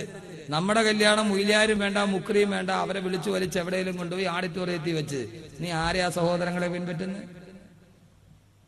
ഇത് പറയുമ്പോ ആർക്കും ഇഷ്ടപ്പെടൂല. ആ ഓഡിറ്റോറിയത്തിൽ കയറിയിട്ട് സർവ്വ ഹറാമം നടന്നു. ഓഡിറ്റോറിയത്തിന്റെ ഫ്രണ്ട് നിര നോക്കിയാൽ നമ്മളവർക്ക് ഏതോ രാഷ്ട്രീയ പാർട്ടിയുടെ വനിതാ സമ്മേളനം നടക്കുകയാണ്. ഓഡിറ്റോറിയം നിറച്ച പെണ്ണുങ്ങൾ, പുരുഷന്മാര് 4-1 കാണുള്ളൂ. അവിടെ വെച്ച് നിക്കാഹ് എന്ന് പറയുന്നത് ആദ്യമായിട്ട് നടന്ന സ്വർഗത്തിൽ വെച്ചല്ലേ? അവിടെ വെച്ചല്ലേ നടത്തേണ്ടത്? ഹൈന്ദവര് നടത്തുന്ന അവിടെ വെച്ചാ? അമ്പലത്തവിടെ വെച്ചല്ലേ താലി കെട്ടുള്ളൂ. നമ്മളോ? അള്ളാന്റെ റസൂൽ പറഞ്ഞ നീ പള്ളിയിൽ വെച്ച് നടത്ത്. കാരണം കല്യാണമൊക്കെ തോന്നിവാസത്തിന് നടത്തി, അള്ളാഹ് പറഞ്ഞ പോലെ നടത്തൂല. എല്ലാം തോന്നിവാസത്തിന് നടത്തി. അവസാനം അരീകളുണ്ടായ കൊച്ചു തലയിരിഞ്ഞു പോകുമ്പോ അള്ളാഹു നീ നന്നാക്കി തവടച്ചോനെ. അള്ളാഹ് നന്നാക്കാതിരിക്കുക? അള്ള പറഞ്ഞ പോലെ ചെയ്തിട്ട് വേണ്ട അള്ളയോട് നന്നാക്കാൻ പറയാൻ. എല്ലാം നിനക്ക് തോന്നിവാസത്തിൽ നടത്തി, എല്ലാം നിന്റെ ഇഷ്ടത്തിനെടുത്ത് നടത്തി. അവസാനം അവൻ കള്ളു അടിച്ചിട്ട് വീട്ടിൽ വന്നപ്പോ പടച്ചോനെ നീ ഇവനെ ഒന്ന് നന്നാക്കിത്ത അള്ളാഹുവേ. ആദ്യം മുതലേ ശ്രദ്ധിക്കണം. ആദ്യം അതുകൊണ്ട് എന്റെ ചെറുപ്പക്കാരോട് പറയുകയാ, എന്റെ പ്രിയപ്പെട്ട ചെറുപ്പക്കാരാ, നിന്റെ നിക്കാഹ് നീ പള്ളിയിൽ വെച്ച് നടത്ത്. റിസപ്ഷൻ ഓഡിറ്റോറിയത്തിലോ സൗകര്യപ്രദമായ എവിടെയും ആയിക്കൊള്ളട്ടെ. നീ നിന്റെ ഒരു പുതിയ ജീവിതത്തിലോട്ട് തുടങ്ങാൻ പോവാൻ. ആ നിന്റെ പുതിയ ജീവിതം തുടങ്ങുന്ന ഏറ്റവും നല്ല സ്ഥലത്ത് വെച്ചായിരിക്കട്ടെ. നിന്റെ നിക്കാഹ് പള്ളിയിൽ വെച്ച് നടത്തട്ടെ. എന്റെ പ്രിയപ്പെട്ട സഹോദരങ്ങളോട് ഞാൻ പറയുകയാ, എന്ത് ലാഭമാ നിനക്ക് കിട്ടുന്ന നിക്കാഹ് ഓഡിറ്റോറിയത്തിൽ വെച്ച് നടത്തിട്ട്? അതുകൊണ്ട് നിക്കാഹ് സുന്നത്തായിട്ട് പള്ളിയിൽ വെച്ച് നടത്തി. ഇൻഷാ അല്ലാഹ് തീരുമാനമെടുക്കും. എന്റെ നിക്കാഹ് ഞാൻ പള്ളിയിൽ വെച്ച് നടത്തും തീരുമാനമെടുക്കും. തീരുമാനമെടുക്കാൻ പറ്റുമോ? പറ്റുമോ? ഇൻഷാ അല്ലാഹ് പറയും. കളവന്മാരെല്ലാം കൂടെ ഇൻഷാ അല്ലാഹ് ഇനിയും കെട്ടാൻ പോണ വയസ്സായ ആളുകളൊക്കെ ആമീൻ സ്ട്രോങ് ആയിട്ട് പറയണം. എന്തോ ഉദ്ദേശം? ഇനിയിപ്പോ ഏതായാലും പ്രിയപ്പെട്ട സഹോദരങ്ങളെ, അള്ളാഹു സുബ്ഹാനഹു വ തആല ഖൈർ നൽകി അനുഗ്രഹിക്കുമാറാകട്ടെ. നമ്മുടെ കുടുംബജീവിതത്തിൽ അള്ളാഹു സമാധാനം നൽകട്ടെ. എന്റെ പ്രിയപ്പെട്ട സഹോദരങ്ങൾ, എന്റെ ചെറുപ്പക്കാരന്റെ ഇവിടെ നിങ്ങൾ ധൈര്യമായിട്ട് പറയും. എത്രയോ മാതാപിതാക്കളുണ്ട്. നിങ്ങൾ പറയും പുതിയാപ്പിള പെണ്ണ് കാണാൻ വേണ്ടി വരുമ്പം എല്ലാം ഓക്കെയാണ്, ഞങ്ങൾക്കൊരു ഡിമാൻഡ് ഉണ്ട്. എന്താണ് ഡിമാൻഡ്? നിക്കാഹ് പള്ളിയിൽ വെച്ച് നടക്കണം. ഏതെങ്കിലും ഒരു ഉമ്മ പറയാൻ തയ്യാറുണ്ടോ? മാതാപിതാക്കൾ പറയും, ചെറുപ്പക്കാര് പറയും, ഇൻഷാ അല്ലാഹ് കല്യാണമൊക്കെ റെഡിയായി, എനിക്ക് എന്റെ നിക്കാഹ് പള്ളിയിൽ വെച്ച് നടന്നു. നിക്കാഹ് എന്ന കർമ്മം പള്ളിയിൽ വെച്ച് നടത്തി, ബാക്കി റിസപ്ഷനും മറ്റുമൊക്കെ ഓഡിറ്റോറിയങ്ങളായിക്കൊള്ളട്ടെ. ഇൻഷാ അല്ലാഹ് തയ്യാറല്ലേ? വളരുന്ന മക്കള് നന്നാവണമെങ്കിൽ എന്തു ആയിക്കോളാം, ഞാൻ എന്റെ കടമ നീയത്ത് വെക്കിയ സഹോദരങ്ങൾ ഇൻഷാ അല്ലാഹ് പറയും. വൃദ്ധന്മാരോട് മാതാപിതാക്കൾ പറയും, ഞങ്ങളുടെ മക്കളുടെ കല്യാണം, അത് മോളാകട്ടെ മോനാകട്ടെ, നിക്കാഹ് പള്ളിയിൽ വെച്ച് നടത്തണമെന്ന് പുതിയാപ്പിളയോട് പറയണം. അള്ളാഹു തൗഫീഖ് നൽകട്ടെ, അള്ളാഹു തൗഫീഖ് നൽകട്ടെ. അങ്ങനെ അള്ളാഹു പറഞ്ഞു, നിന്റെ വിവാഹം കഴിഞ്ഞു. എന്തിനാണ് ഈ വിവാഹം കഴിക്കുന്നത്? അള്ളാഹ് പറയുന്നു, ലിയസ്കുനു ഇലൈഹാ, നിങ്ങളുടെ ജീവിതത്തിൽ സമാധാനം ഉണ്ടാവാൻ. സമാധാനപരമായൊരു ജീവിതം നടക്കാൻ പോവാൻ, ജീവിതം തുടങ്ങാൻ പോവാൻ. ശ്രദ്ധിച്ച് കേൾക്കണം, വലിയ വാദമൊന്നും പറയാനെ കൊണ്ട് വയ്യ. അതുകൊണ്ട് ഇത് കേട്ടിട്ട് ഇനി പ്രാവർത്തികമാക്കാൻ വേണ്ടി ശ്രമിക്കുക. ഖുർആൻ സൂറത്തുൽ അറാഫ്. അങ്ങനെ നിന്റെ നിക്കാഹ് കഴിഞ്ഞു. നിക്കാഹ് കഴിക്കുന്ന എന്തിനാ?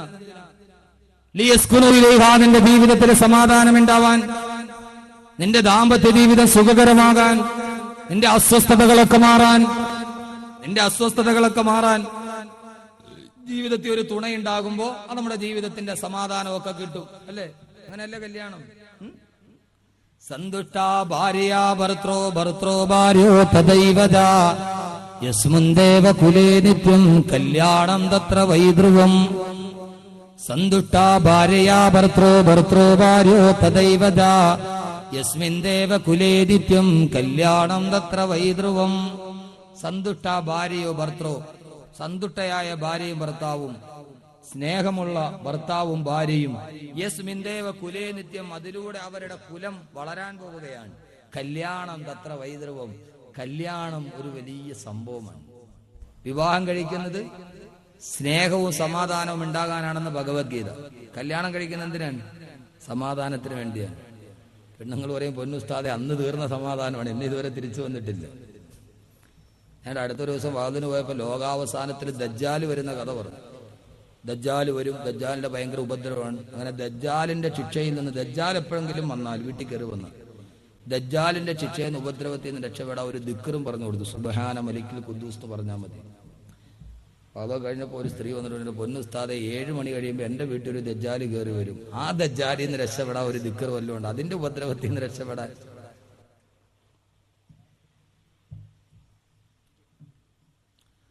അള്ളാഹുവിന്റെ ഖുർആൻ പറഞ്ഞു, നിന്റെ വിവാഹം കഴിഞ്ഞു. വിവാഹം കഴിഞ്ഞതോടുകൂടി അള്ളാഹുവിന്റെ ഖുർആൻ പറയുകയാ, നിങ്ങൾ രണ്ടുപേരും നിങ്ങളുടെ ജീവിതത്തിന്റെ ദാമ്പത്യത്തിന്റെ മണിയറ ബന്ധം തുടങ്ങുമ്പോ അല്ലാഹു പറയുന്നു, ഫലമ്മാ തഗസ്സാഹാ ഹമലത് ഹംലൻ ഖഫീഫൻ വമറത് ബി ഫലമ്മാ أثقلت دعوا الله ربهما لئن آتيتنا صالحا لنكونن من الشاكرين. അല്ലാഹുവിന്റെ ഖുർആൻ പറയുന്നു, നിങ്ങൾ രണ്ടുപേരും ആ ദമ്പതികൾ അവരുടെ ജീവിതത്തിലോട്ട് കടന്നു ചെല്ലുകയാണ്, അവരവരുടെ ജീവിതം തുടങ്ങുകയാണ്. ഫലമ്മാ തഗസ്സാഹാ, അവൻ അവളെ പൊതിഞ്ഞു കഴിയുമ്പോ എന്ന് പറഞ്ഞാൽ അവർ രണ്ടുപേരും തമ്മിൽ ശാരീരിക ബന്ധത്തിൽ ഏർപ്പെട്ട് കഴിയുമ്പോ ഹമലത്ത് ഹംലൻ ഖഫീഫാ, ആ പെണ്ണതാ ലഘുവായ ഗർഭധാരിണിയായി. അല്ലാഹുവിന്റെ ഖുർആൻ പറയുന്നത് കേൾക്കുക, ഇത്രയേറെ വ്യക്തമായിട്ട് മക്കളെ പരിപാലിക്കുന്ന ഒരു ഗ്രന്ഥം പറയുമോ? അല്ലാഹുവിന്റെ ഖുർആൻ പറയുന്നു, അവർ രണ്ടുപേരും തമ്മിൽ ഒരു കടപ്പറയിലോട്ട് കടന്നു പോയപ്പോ ഹമലത്ത് ഹംലൻ ഖഫീഫാ, നിന്റെ ഭാര്യ ലഘുവായ ഗർഭധാരണിയായി മാറി. രണ്ടുപേരും തമ്മിൽ ശാരീരിക ബന്ധത്തിൽ ഏർപ്പെട്ടപ്പോൾ ഹമലത്ത് ഹംലൻ ഖഫീഫ, അവൾ ഗർഭധാരിണിയായി. അപ്പൊ അവൾ എന്ത് ചെയ്യണം? സാധാരണ ഒരു കുഞ്ഞുണ്ടാകാൻ പോകുന്നു എന്ന് പറയുന്ന സന്തോഷ വാർത്ത ആദ്യം അറിയുന്നത് ആരാ അറിയുന്ന? മനോരമ ന്യൂസ്. നമ്മുടെ ഭാര്യ എന്നറിയാമാണ്, കൈരളി ഏഷ്യാനെറ്റ് വേണം, അല്ലല്ലോ. നമ്മുടെ ഭാര്യ ഗർഭിണിയാണ്, അവൾ ഒരു കുഞ്ഞിനെ പ്രസവിക്കാൻ പോകുന്നു എന്ന് ആദ്യം അറിയുന്നത് ആരാണ്? ആരാ ഖദീജ? ഭർത്താവ് പറയുന്നതിന് മുമ്പ് അവളല്ലേ അറിയണത്. ആദ്യം അവക്ക് മനസ്സിലാകും അൽഹംദുലില്ലാ എനിക്കൊരു കുഞ്ഞിക്കാല് കാണാൻ പോവാൻ എന്ന് ഒരു ഭാര്യ അറിഞ്ഞു കഴിഞ്ഞാൽ ഉടനെ എന്ത് ചെയ്യണം? ഇത് ഞാൻ പറയുന്നല്ല, ഖുർആൻ മാത്രമാണ് സൂറത്തുൽ അറാഫ്. നിങ്ങൾ കേട്ടോളി. എന്ത് ചെയ്യണം? ഇത് അള്ളാഹു കൃത്യമായിട്ട് വഴി പറഞ്ഞു. ഇൻഷാ അല്ലാഹ് അവസാനം വരെ പറയാം. അള്ളാഹു നമ്മുടെ മക്കളെ സാലിഹ്യങ്ങളാക്കട്ടെ. എന്ത് ചെയ്യണം? ഒരു സ്ത്രീ അറിഞ്ഞു എനിക്കൊരു കുഞ്ഞുണ്ടാകാൻ പോകുന്നു എന്ന് ആദ്യം അതിന്റെ അടയാളം അറിയുന്നവരാണ്. അറിഞ്ഞാൽ ഉടനെ എന്ത് ചെയ്യണം? സാധാരണ പെണ്ണുങ്ങൾ നേരെ ഫോൺ എടുത്തിട്ട് ഉമ്മാനെ വിളിക്കും. ഉമ്മ പിന്നെ ഒരു വിശേഷം പറയാം. സാധാരണ അവരുമായിട്ട് ഉമ്മയുമായിട്ടാണല്ലോ ബന്ധം ചെറുപ്പത്തില്. അതുകൊണ്ട് സാധാരണ ഒരു പെണ്ണ് ആരെ വിളിക്കും? ഉമ്മയെ വിളിക്കും. അള്ള പറയുന്നു ആദ്യം വിളിക്കേണ്ടത് ആരെയാ? അള്ളാഹു പറഞ്ഞു ആദ്യം വിളിക്കേണ്ടത് ആരെയാ? ഖുർആനാണ്. കേട്ടിട്ടുണ്ടെങ്കിൽ ഇത് മുമ്പ് കേട്ടിട്ടുണ്ടോ? കേട്ടിട്ടില്ലേ? അള്ള പറയണ ആരെ ആദ്യം വിളിക്കണം? പറയുകയാണ് ആ ഭാര്യ ആ സന്തോഷ വാർത്തയുമായി തന്റെ ഭർത്താവിന്റെ അടുക്കലേക്ക് പോകണം. അള്ളാന്റെ ഖുർആൻ പറയുകയാണ് ആ ഭർത്താവിന്റെ അടുക്കൽ അവൾ ആ സന്തോഷ വാർത്ത പറയണമത്രേ. ആരോട് പറയണം? ആരോട് പറയണം? ഭർത്താവിന്. ഇതൊന്നും ഞാൻ പറയണല്ല, അള്ളാന്റെ ഖുർആനാണ്. നിങ്ങൾ പറയുക കബീർ മുസ്ലിം ഇതൊക്കെയാണ് പറയണത്. അള്ള പറയണത് ആദ്യം ആരോട് എന്ന് പറയണം? ഭർത്താവിനോട് ചെന്ന് ആ സന്തോഷ വാർത്ത പറയണം. അതാണ് ദാമ്പത്യ ബന്ധത്തിന്റെ ഏറ്റവും വലിയ ദൃഢത. ഭർത്താവിനോട് ഫലമ്മാ തകശാഹ സംസ്കാരമൊക്കെ കഴിഞ്ഞിട്ട് വീട്ടിലിങ്ങനെ ഇരിക്കുമ്പോ പിന്നെ ഇതുവാ പിന്നെ ഒരു സന്തോഷ വാർത്ത പറയാനുണ്ട്. എന്താന്ന് പറയാൻ? നിങ്ങൾക്ക് മനസ്സിലായില്ല. ഈ കാര്യം എന്താന്ന് പറയാൻ മനുഷ്യനെ ഇടങ്ങേറാക്കാതെ പിന്നെ ഈ 3-4 പിന്നും സൂചിയും പറയണ കേട്ടാ അപ്പഴേ മനസ്സിലാക്കിക്കോണം എന്തോ ഉണ്ട്. അപ്പൊ പയ്യം താഴോട്ടൊക്കെ കുനിഞ്ഞൊക്കെ ഇരിക്കും. എന്തുവാ കാര്യം? ഹമലത്തെ ഹംലൻ ഖഫീഫ്. അള്ള പറയുന്നു ലഘുവായ ഗർഭധാരണം എന്ന് പറഞ്ഞാൽ ആദ്യം പ്രാരംഭഘട്ടം. അപ്പൊ ഒരു പെണ്ണിന് പെട്ടെന്ന് ഭർത്താവിനോട് തുറന്ന് പറയാൻ, കാരണം കല്യാണം കഴിഞ്ഞിട്ട് അധികം നാളായിട്ടുണ്ടാവില്ല, പറയാൻ ബുദ്ധിമുട്ടുണ്ടാകും. അവൾ പറയും പിന്നെ നിങ്ങൾ ഇന്ന് വേങ്ങോടോ പോത്തക്കോടോ ഒക്കെ പോകണമെങ്കിൽ ഒരു 2 കിലോ പുളിമാങ്ങ മേടിച്ചോണ്ട് വരണേ എന്ന് പറഞ്ഞാൽ അതിന്റെ അർത്ഥം അങ്ങനെയൊക്കെ പറയുള്ളൂ. അപ്പൊ അങ്ങനെ പറയുമ്പോ അതിന്റെ അർത്ഥം ഒരു സന്തോഷ വാർത്തയാണ്. ആ സമയത്ത് എന്ത് ചെയ്യണം? ഭാര്യ വന്ന് ഭർത്താവിനോട് ഇതാ ഒരു കുഞ്ഞുണ്ടാവാൻ പോകുന്നു എന്ന സന്തോഷ വാർത്ത പറഞ്ഞാൽ എന്ത് പറയണം? അവര് രണ്ടുപേരും കൂടി പറയണം അൽഹംദുലില്ലാഹ്, അല്ലാഹുവേ സർവസ്തുതിയും നിനക്കാണ് തമ്പുരാനെ. അല്ലാഹുവേ നീ ഞങ്ങൾക്കൊരു തലമുറയുടെ അവകാശിയെ തരുകയാണ്. എത്രയോ ആളുകൾക്ക് വിവാഹം കഴിഞ്ഞിട്ട് നീ സന്താനങ്ങളെ കൊടുത്തില്ല. അല്ലാഹുവേ നീ ഞങ്ങൾക്ക് സന്താനങ്ങളെ തന്നു. അല്ലാഹുവേ അൽഹംദുലില്ലാഹ്. അവര് ഭാര്യയും ഭർത്താവും കൂടി അല്ലാഹുവിനെ സ്തുതി പറയണം. എന്നിട്ട് വിശുദ്ധമായ ഖുർആൻ വീണ്ടും പറയുന്നു, വിഷയം വിശാലമാണ്, ചുരുക്കട്ടെ. അല്ലാഹ് പറയുകയാണ് ഫലമ്മാ ആ ഗർഭധാരണം ഉറപ്പായി കഴിഞ്ഞാൽ എന്ന് പറഞ്ഞാൽ അത് പിന്നീട് പ്രശ്നങ്ങളൊന്നും ഉണ്ടായില്ല. ആ സ്ത്രീ 4 മാസം ഗർഭിണിയായി. അപ്പോഴാണല്ലോ അല്ലാഹു ആ കുഞ്ഞിന് റൂഹിനെ ഊതുക. അല്ലാഹു ഒരു മലക്കിനെ പറഞ്ഞു വിടും. ആ മാതാവിന്റെ ഗർഭാശയത്തിൽ കിടക്കുന്ന കുഞ്ഞിന് റൂഹ് ഊതുമ്പോ ആ സമയത്ത് വയറ്റിൽ കിടക്കുന്ന കുഞ്ഞ് കൈയും കാലും അനക്കാൻ തുടങ്ങും. ആ സമയത്ത് അല്ലാഹുവിന്റെ ഖുർആൻ പറയുന്നു, എന്റെ ശബ്ദം കേൾക്കുന്നവരെ ചെയ്തു കൊള്ളണേ. അല്ലാഹു പറയുകയാണ്, ഗർഭാശയത്തിൽ കിടക്കുന്ന കുഞ്ഞ് അനങ്ങാൻ തുടങ്ങുമ്പോ അത് 4-ാം മാസത്തിലാണ് അനക്കം വെക്കുന്നത്. ആ സമയത്ത് ഭാര്യയും ഭർത്താവും കൂടി എന്ത് ചെയ്യണമെന്നറിയുമോ? അല്ലാഹു പറയുകയാണ് മാതാപിതാക്കൾ രണ്ടും കൂടി അല്ലാഹുവിനോട് ആ സമയത്ത് ദുആ ചെയ്യണം. അല്ലാഹു പറയുന്നു 4 മാസം എത്തിക്കഴിഞ്ഞാൽ അല്ലാഹുവിനോട് നിങ്ങൾ ദുആ ചെയ്യണേ. രണ്ടുപേരും കൂടി ഒന്നിച്ച് ദുആ ചെയ്യണം. എന്തെന്ന് ദുആ ചെയ്യണം? പ്രസവിക്കണതിന് മുമ്പ് 4 മാസമായി. 4 മാസമാകുമ്പോ എന്ത് ചെയ്യണം? രണ്ടുപേരും കൂടെ ദുആ ചെയ്യണം. എന്തോന്ന് ദുആ ചെയ്യണം? ഉമ്മ പറയും എനിക്ക് പെൺകൊച്ചു മതി, വാപ്പ പറയും എനിക്ക് ആൺകൊച്ചു മതി. ഉമ്മ പറയും എനിക്ക്, വാപ്പ പറയും പിന്നെ ഇടയ്ക്കെങ്ങാനും വൈകുന്നേരം ഒന്ന് കടയിലൊക്കെ ഇരുത്തിയിട്ട് വരണമെങ്കിൽ പെങ്കൊച്ചിന് ഇരുത്തിയിട്ട് വരാൻ പറ്റുമോ? തിരിച്ചു പോകുമ്പോൾ പെങ്കൊച്ചും കാണൂല, കടയും കാണൂല. അതുകൊണ്ട് എനിക്ക് കടയിലൊക്കെ വല്ലപ്പോഴും എടുപ്പിച്ച് വരണമെങ്കിൽ ഒരു ആൺകൊച്ചു മതി. ഉമ്മ പറഞ്ഞാൽ അതൊന്നും വേണ്ട, എനിക്ക് വയസ്സായി കഴിയുമ്പോൾ മടലൊടിഞ്ഞ് എവിടെയെങ്കിലും കട്ടിലേക്ക് കിടക്കുമ്പോൾ അത് ചൂടുവെള്ളം തരണമെങ്കിൽ ഒരു പെങ്കൊച്ചുണ്ടേ പറ്റുള്ളൂ. ഉമ്മാക്ക് ആഗ്രഹം പെങ്കൊച്ച്. വാപ്പാക്ക് ആഗ്രഹം ആൺകൊച്ചു. അള്ളഹാനോട് എന്ത് ചോദിക്കണം? പെൺകുട്ടി വേണോന്ന് പറയണോ അതോ ആൺകുട്ടി വേണോന്ന് ദുആ ചെയ്യണോ? എന്തെന്നാ ദുആ ചെയ്യണ്ടേ? സാധാരണ നമുക്കെല്ലാം ആഗ്രഹം ആൺകുട്ടികളാവണമെന്നാണ്, അല്ലേ?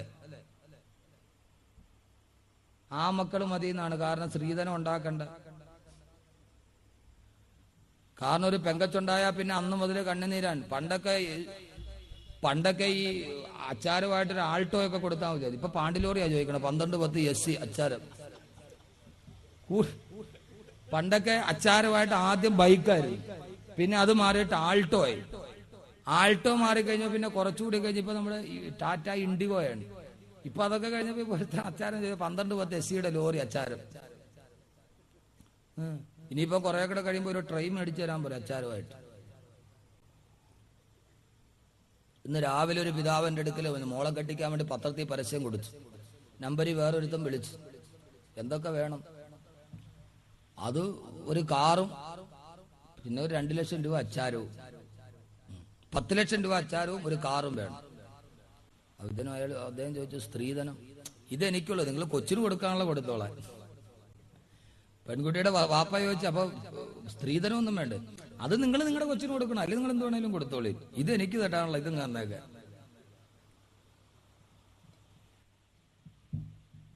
എന്റെ പ്രിയപ്പെട്ട സഹോദരങ്ങളെ, ഏതായാലും നമ്മൾ അള്ളാഹിനോട് എന്ത് ചോദിക്കണം? ആണ് വേണോന്ന് ദുആ ചെയ്യണോ പെണ്ണ് വേണോന്ന് ദുആ ചെയ്യണോ? നമുക്ക് ആഗ്രഹം ആണ് വേണമെന്നാണ്. അള്ളാഹുവിന്റെ ഖുർആൻ പറയുന്നു, ആണ് വേണമെന്നും ചോദിക്കരുത്, പെണ്ണ് വേണമെന്നും ചോദിക്കരുത്. അല്ലാഹു സുബ്ഹാനഹു വ തആല പറയുകയാണ്, അള്ളാഹിനോട് നിങ്ങൾ എന്ത് ദുആ ചെയ്യണമെന്നറിയുമോ? അല്ലാഹുവേ ലഇൻ അതൈതനാ സാലിഹാ ലനകൂനന്ന മിനശ്ശാകിരീൻ. അല്ലാഹുവേ, ആണായാലും വേണ്ടില്ല പെണ്ണായാലും വേണ്ടില്ല, ലഇൻ അതൈതനാ സാലിഹാ, അല്ലാഹുവേ ഒരു സാലിഹായ കുഞ്ഞിനെ തരണയല്ല. പടച്ചവനെ, നിനക്ക് ഇഷ്ടപ്പെട്ട് ജീവിക്കുന്ന നമസ്കാരമുള്ള നോമ്പുള്ള അല്ലാഹുവേ, നാളെ ഞങ്ങൾക്ക് വേണ്ടി മരിച്ചാൽ ദുആ ചെയ്യുന്ന പടച്ചവനെ, ഞങ്ങളുടെ ഖബറിന്റെ ചാരത്ത് വന്ന് പൊട്ടിക്കരഞ്ഞ് ദുആ ചെയ്യുന്ന ഒരു സാലിഹായ കുഞ്ഞിനെ തരണയല്ല. എന്റെ ശബ്ദം കേൾക്കാൻ ഇവിടെ എന്റെ പ്രിയപ്പെട്ട മാതാപിതാക്കളോട് ഞാൻ ആദ്യമായിട്ട് ഓർമ്മിപ്പിക്കട്ടെ, അള്ളാന്റെ ഖുർആൻ മക്കളെ കുറിച്ച് പറയുമ്പോ ആദ്യമായി നമ്മോട് പറയുന്നതെന്താ? മാതാപിതാക്കളെ 4-ാം മാസം മുതലേ മക്കൾക്ക് വേണ്ടി ദുആ ചെയ്യാൻ തുടങ്ങണം. അവൻ ജനിച്ചതിന് ശേഷമല്ല, അവന് 10 വയസ്സായതിന് ശേഷമല്ല, അവൻ പരീക്ഷയ്ക്ക് പോകുമ്പോഴല്ല ദുആ ചെയ്യേണ്ടത്. മക്കളെ പോട്ട് വളർത്തുന്ന മാതാപിതാക്കള്, അല്ലാഹു പറയുകയാണ്, 4 മാസമാകുമ്പോ അവന്റെ ശരീരത്തിലേക്ക് റൂഹൂതുന്ന സമയമാകുമ്പോ, അവന്റെ കാലനങ്ങാൻ തുടങ്ങുമ്പോ, കണ്ണിമ വെട്ടാൻ തുടങ്ങുമ്പോൾ മുതൽ മാതാപിതാക്കൾ നിരന്തരമായി മക്കൾക്ക് വേണ്ടി ദുആ ചെയ്യണമെന്ന് അള്ളാന്റെ വിശുദ്ധ ഖുർആൻ. മക്കളുടെ ദുസ്വഭാവമൊത്തിട്ട് ബുദ്ധിമുട്ടുന്ന ആരെങ്കിലും ഉണ്ടെങ്കിൽ എന്റെ സഹോദരങ്ങളെ, മക്കളുടെ കാര്യത്തിൽ ഏറ്റവും കൂടുതൽ സ്വീകരിക്കുന്നത് മാതാപിതാക്കളുടെ ദുആയാണ്. ഒന്നാമതായിട്ട് മാതാപിതാക്കളുടെ മനസ്സിലൊരു ആഗ്രഹം ഉണ്ടാകേണ്ടത് എന്താ? അല്ലാഹുവേ, എന്റെ കുഞ്ഞൊരു നല്ല കുഞ്ഞായി മാറണം, അല്ലാഹുവേ നാളെ ആഖിറത്തിൽ എനിക്ക് പ്രയോജനപ്പെടണം. അതിനുവേണ്ടിയല്ലേ മക്കളെ വളർത്തേണ്ടത്? ഈ ദുനിയാവില് മക്കള് നമുക്ക് എന്ത് തരാനാ? നാളെ പരലോകത്ത് നമ്മുടെ കൈപിടിച്ച് സ്വർഗത്തിലോട്ട് പോകുന്ന കഴിയുമോ എന്നെനിക്കറിയില്ല. അല്ലാഹുവിന്റെ പ്രവാചകൻ നബി മുഹമ്മദ് മുസ്തഫ സല്ലല്ലാഹു അലൈഹി വസല്ലമ ഉഹദ് യുദ്ധത്തിന് പങ്കെടുക്കാൻ പോകുമ്പോ അല്ലാഹുവിന്റെ റസൂൽ ഉഹദ് യുദ്ധം കഴിഞ്ഞ് തിരിച്ചു വന്നു. പ്രവാചകന് താൽക്കാലികമായി പരാജയം നേരിട്ട യുദ്ധമാ ഉഹദ് യുദ്ധം. അല്ലാഹുവിന്റെ പ്രവാചകൻ ഉഹദ് യുദ്ധത്തിൽ ധാരാളം സഹാബത്ത് ഷഹീദുകളായി, ധാരാളം അനുയായികൾ ഷഹീദായി. അല്ലാഹുവിന്റെ പ്രവാചകൻ ഉഹദ് യുദ്ധത്തിന്റെ ജയപരാജയങ്ങളെ കുറിച്ച് സഹാബത്തുമായി സംസാരിച്ചു നിൽക്കുമ്പോ അതാ റസൂലുള്ളാഹിന്റെ അടുക്കലേക്ക് ഒരു മാതാവ് ഓടി വരികയാണ്. ചരിത്രത്തിൽ അവരുടെ പേര് പറയുന്നത് ഉമ്മ ഹാരിഥ റളിയല്ലാഹു അൻഹാ എന്നാണ്. ഹാരിഥ റളിയല്ലാഹു അൻഹുവിന്റെ ഉമ്മയാണ്. എന്റെ ശബ്ദം കേൾക്കാൻ ഇവിടെ തടിച്ചുകൂടി എന്റെ പ്രിയപ്പെട്ട ഉമ്മമാരോട് ഇത് കേട്ടിട്ട് നിങ്ങൾക്ക് ഇങ്ങനെ പറയാൻ കഴിയുമോ എന്ന് ചിന്തിക്കുക. ഹാരിസ വന്നിട്ട് അല്ലാഹുവിന്റെ റസൂലിനോട് പറയുന്നു, നബിയേ, യാ റസൂലല്ലാഹ്, യാ ഹബീബല്ലാഹ്, അല്ലാഹുവിന്റെ തിരുദൂതരെ, അല്ലാഹുവിന്റെ തിരുദൂതരെ, എന്റെ മകനായ ഹാരിസ അങ്ങയുടെ കൂടെ ഉഹദ് രണാങ്കണത്തിൽ പങ്കെടുക്കാൻ വന്നതാണ്. എല്ലാവരും യുദ്ധം കഴിഞ്ഞ് തിരിച്ചു പോയിട്ടും എന്റെ മകനായ ഹാരിസ വന്നില്ല നബിയേ, അവരാരും ഇവിടേക്ക് എത്തിയില്ല നബിയേ. വടിക്കണ്ണുമായി കാത്തിരുന്നിട്ടും എന്റെ ഹാരിസ വന്നിട്ടില്ല. അല്ലാഹുവിന്റെ റസൂൽ വല്ലാതെ വിഷമവിത്തത്തിലായി. എന്റെ ഹാരിസ എവിടെ നബിയേ? അല്ലാഹുവിന്റെ റസൂലിന്റെ കൂടെ ധർമ്മസമരത്തിന് പോയ പ്രിയപ്പെട്ട മകനെ കാണാൻ കഴിയാതെ ആകുലതയോടെ വ്യാകുലതയോടെ ഒരു മാതാവ് വന്ന് പൊട്ടിക്കരയുമ്പോ അല്ലാഹുവിന്റെ റസൂൽ എന്ത് ചെയ്യണമെന്നറിയാതെ മുഖം കുനിച്ചിരുന്നു പോയി.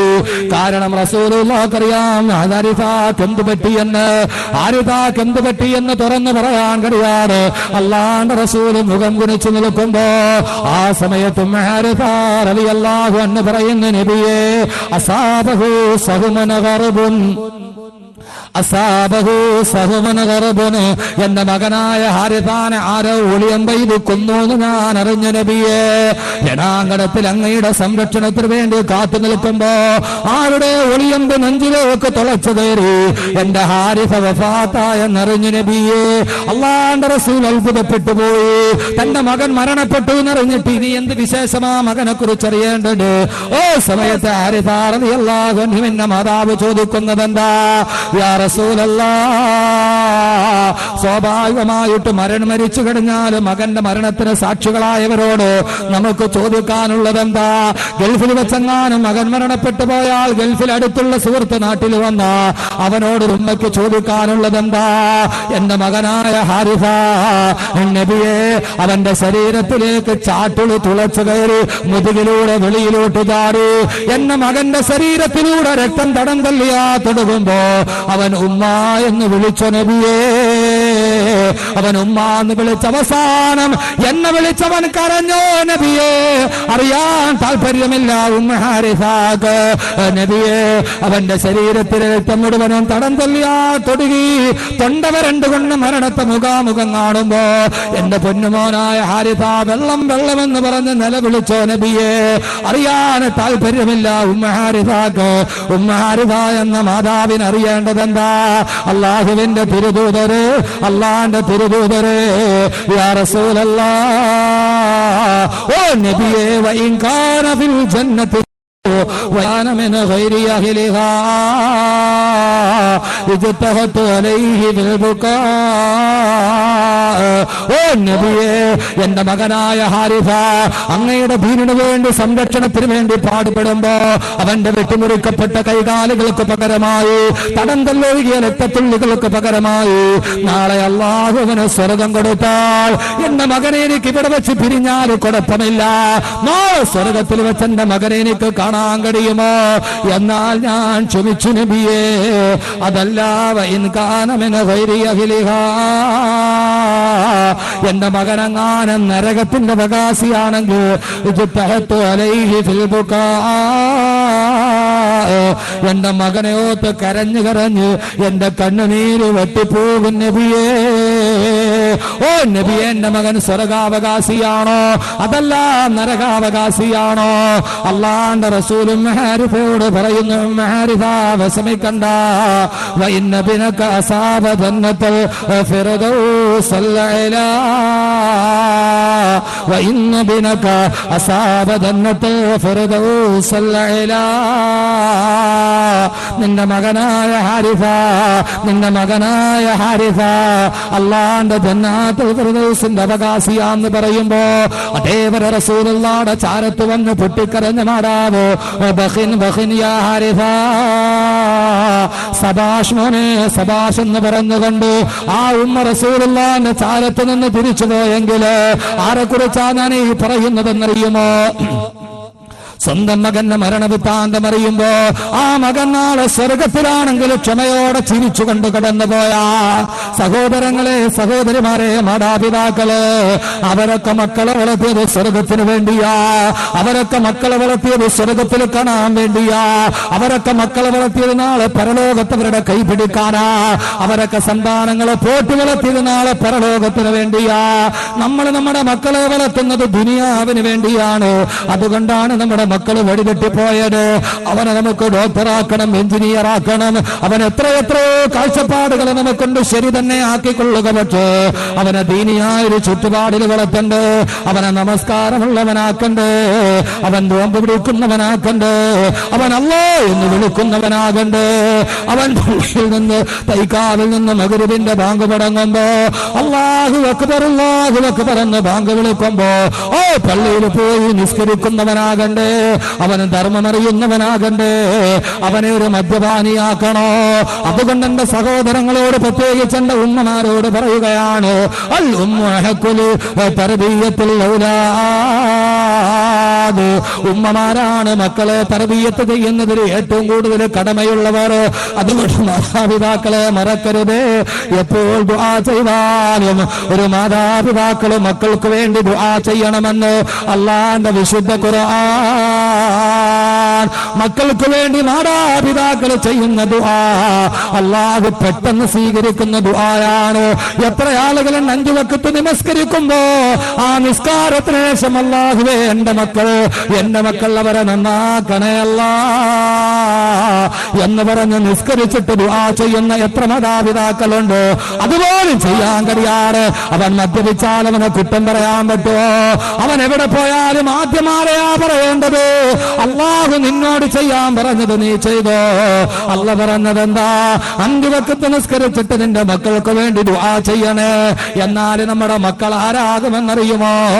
ഇബ്രാഹിം നബിയുടെ മകൻ ഇസ്മായിൽ നബിയെ പോലെയാകും. വാപ്പാ മകനെ കൊല്ലാൻ വേണ്ടി, കഴുത്തറുക്കാൻ വേണ്ടി കത്തി കഴുത്തിലോട്ട് വെക്കുമ്പോ, മൂർച്ചയുള്ള കത്തി തന്റെ കഴുത്തിലോട്ട് താടാൻ പോകുമ്പോ ആ സമയത്ത് പിതാവേ യാ അബതി ഫഅൽ മാ തുമർ സതജിദുനി ഇൻഷാ അല്ലാഹു മിനസ് സാബിരീൻ. ആരാ പറയുന്നത്? പിതാവ് രാവിലെ എഴുന്നേറ്റിട്ട് മകനോട് പറയുകയാ, മകനെ വാപ്പ ഇന്നലെ രാത്രിയിൽ ഒരു സ്വപ്നം കണ്ടു. ആ സ്വപ്നം മറ്റൊന്നുമല്ല, നിന്നെ ബലിയെറുത്തിട്ട് അല്ലാഹുക്ക് കൊടുക്കണമെന്ന് സ്വപ്നം കണ്ടിരിക്കുകയാ. നമ്മളെങ്ങാനും നമ്മുടെ മക്കളോട് പറഞ്ഞ മക്കളുടെ പ്രതികരണം എന്തായിരിക്കും? ഇബ്രാഹിം നബി പൊന്നുമോനോട് പറയുന്ന, മോനെ രാത്രിയിൽ ഞാനൊരു സ്വപ്നം കണ്ടു, നിന്റെ കഴുത്തറുത്ത് ബലി കൊടുക്കാൻ എന്താ അതിന്റെ അഭിപ്രായം എന്ന് ചോദിച്ചപ്പോ പൊന്നുമോ പറഞ്ഞത് എന്താണെന്നറിയുമോ? റസൂലേ, പിതാവേ അങ്ങയോട് എന്താണ് കൽപ്പിച്ചത് അതുപോലെ ചെയ്യുക. സതജിദുനി ഇൻഷാ അല്ലാഹു മിനസ് സാബിരീൻ. നാളെ ഇൻഷാ അല്ലാഹ് എനിക്കും നിങ്ങൾക്കും അല്ലാഹുവിന്റെ സ്വർഗത്തിൽ കാണാന്ന് പറഞ്ഞ പൊന്നുമോന് അതെങ്ങനെ കിട്ടിയതാണെന്നറിയുമോ? ഇബ്രാഹിം നബിക്കല്ലാ ഇസ്മായിൽ നബി ഇത്രയും നല്ല അനുസരണയുള്ള മോനാക്കി കൊടുത്തതെന്താ? അതിന്റെ കാരണം നിങ്ങൾക്കറിയോ? ഖുർആനിൽ ഏതൊക്കെ ഭാഗത്ത് ഇബ്രാഹിം നബി ദുആ ചെയ്തിട്ടുണ്ടോ അവിടെയൊക്കെ മക്കൾക്ക് വേണ്ടിയും ദുആ ചെയ്തിട്ടുണ്ട്. ഖുർആൻ പറയുന്ന ഏറ്റവും വലിയ ഗുണപാഠമായത് അറിയുമെങ്കിൽ ചെയ്യാൻ കഴിയുമെങ്കിൽ ചെയ്തു കൊള്ളുക. ഖുർആൻ എവിടെയൊക്കെ ഇബ്രാഹിം നബിയുടെ ദുആ അല്ലാഹു പറയുന്നുണ്ട്, അവിടെയൊക്കെ ഇബ്രാഹിം നബി മക്കൾക്ക് വേണ്ടി ദുആ ചെയ്തിട്ടുണ്ട്. അല്ലാഹുവേ അല്ലാഹുവേ റബ്ബി ജഅൽനീ മുഖീമസ്സലാ. ഇബ്രാഹിം നബി ദുആ ചെയ്യുകയാണ്, അല്ലാഹുവേ 5 നേരവും നിസ്കരിക്കുന്നവനാക്കി നീ എന്നെ ആക്കണേ അല്ലാ. എന്നെ മാത്രമല്ല വമിന ദുരിയതീ, എന്റെ മക്കളെയും നീ അങ്ങനെ ആക്കണേ അല്ലാ. എവിടെയൊക്കെ ദുആ ചെയ്തിട്ടുണ്ടോ അവിടേക്ക് ഇബ്രാഹിം നബി മക്കൾക്ക് വേണ്ടി ദുആ ചെയ്തിട്ടുണ്ട്. അതുകൊണ്ട് ആദ്യം നിങ്ങളുടെ മക്കളുടെ കാര്യത്തിൽ നിങ്ങൾ ചെയ്യേണ്ടത് അള്ളാഹിനോട് കാര്യമായിട്ട് ദുആ ചെയ്യും. അള്ളാഹു തൗഫീഖ് നൽകട്ടെ. എത്ര പേര് നിസ്കരിച്ചിട്ട് ദുആ ചെയ്യും? എത്ര പേര് നിസ്കരിച്ചിട്ട് മക്കൾക്ക് വേണ്ടി ദുആ ചെയ്യാറുണ്ട്? സ്വന്തം മക്കൾക്ക് വേണ്ടി. എന്റെ സഹോദരി, നീ നിന്റെ മക്കളെ കുറിച്ചിട്ട് ഇത്രയും ആവലാതിയും വേവലാതിയും ഒക്കെ പറയുമ്പോ വീട്ടിലെ മുസല്ലയിൽ കമഴ്ന്ന് കിടന്ന് സുജൂദി കിടന്ന് അല്ലാഹു എന്റെ കുഞ്ഞുങ്ങൾ പടച്ചവനെ അവര് ഗൾഫിലാണ്, അവര് ജീവിതത്തിന് വേണ്ടി പോയിരിക്കുകയാണ്, പടച്ചവനെ നീ അവർക്ക് നന്നാക്കണേ അല്ലാഹുവേ, വഴി തെറ്റിക്കല്ലേ അല്ലാഹുവേ, പടച്ചവനെ എന്നെ പോലെ എന്റെ മക്കള് നിസ്കാരക്കാരനാക്കണേ അള്ളാഹുവേ. എത്ര പേര് ദുആ ചെയ്യാറുണ്ട്? പടച്ചവൻ എന്റെ മോൻ SSLC ജയിക്കണേ അള്ളാഹുവേ, +2 ജയിക്കണേ അള്ളാഹുവേ. നമ്മൾ ദുആ ചെയ്യും. എന്റെ മോൻ ഡോക്ടർ ആകണേ അള്ളാഹു, ആയിക്കോട്ടെ, അങ്ങനെ തന്നെ ആവണം. അതോടൊപ്പം തന്നെ അള്ളാഹു എന്റെ മകനെ നീ 5 നേരം നിസ്കാരക്കാരനാക്കണേ എന്നെ പോലെ. വാപ്പാ നിസ്കരിച്ചിട്ടുണ്ടെ മോൻ നിസ്കരിക്കുക. വാപ്പ നിസ്കരിച്ചാലല്ലേ മോൻ നിസ്കരിക്കൂ. വാപ്പ എങ്ങനെ ജീവിക്കണതനുസരിച്ച് മക്കളും ജീവിക്കും, ഇല്ലേ? ആദ്യം വാപ്പ നിസ്കരിച്ച് കാണിച്ചു കൊടുക്കണം മക്കൾക്ക്. ഇത് വാപ്പ നിസ്കരിക്കാതെ മക്കളോട് നിസ്കരിക്കാൻ വേണ്ടി പറഞ്ഞ കാര്യങ്ങൾ നടക്കും. വാപ്പായും ഉമ്മായും എങ്ങനെ ജീവിക്കണോ? ഒരു മോനെ സുന്നത്ത് കല്യാണം നടത്താൻ വേണ്ടി പിടിച്ച്, മോനെ മാർക്ക കല്യാണം നടത്താൻ വേണ്ടി വിളിച്ച്, ബൊസ്സാ വീട്ടിൽ വന്നപ്പോൾ ഇവ ഇറങ്ങി ഓടി. ഇവ ഓടി ചെന്നൊരു മരത്തിന്റെ മുകളിൽ കയറി വന്നു. ഉമ്മ മരത്തിന്റെ താഴെ നിന്ന് വിളിയോട് വിടില്ല, മോനെ ഇറങ്ങി വാടാ. ഞാൻ വരില്ല. എടാ ഇറങ്ങി വാടാ, നിന്റെ സുന്നത്ത് കിടത്തിട്ടാ. അള്ളാണെ ഇറങ്ങി വരൂല്ല. ഉമ്മ മരത്തിന്റെ ചോട്ടിൽ നിന്ന് വിളിച്ച് മടുത്തടാ, മോനെ നീ ഇറങ്ങി വാടാ, എന്റെ സുന്നത്ത് കിടത്തിട്ട് ഇറങ്ങി വാടാ. ഇവ എന്ത് ചെയ്താ മരത്തിൽ നിന്ന് ഇറങ്ങൂല. അവസാനം ഉമ്മ മരത്തിന്റെ ചോട്ടിൽ നിന്ന് മടുത്ത്, മോനെ എടാ സുന്നത്ത് കിടത്തിനോടാ, അത് നടത്തിയില്ലേ ശരിയാവൂലടാ, നീ ഇറങ്ങി വാടാ. ഞാൻ ഇറങ്ങൂല. അവസാനം നിന്ന് മടുത്ത് വന്ന് കലി വന്നപ്പോ ഉമ്മ അറിയാം, എന്നാ പിന്നെ ഒരു കാര്യം, നീ ഇറങ്ങണ്ട, നീ നിന്റെ വാപ്പാനെ പോലെ തന്നെ നടക്കും.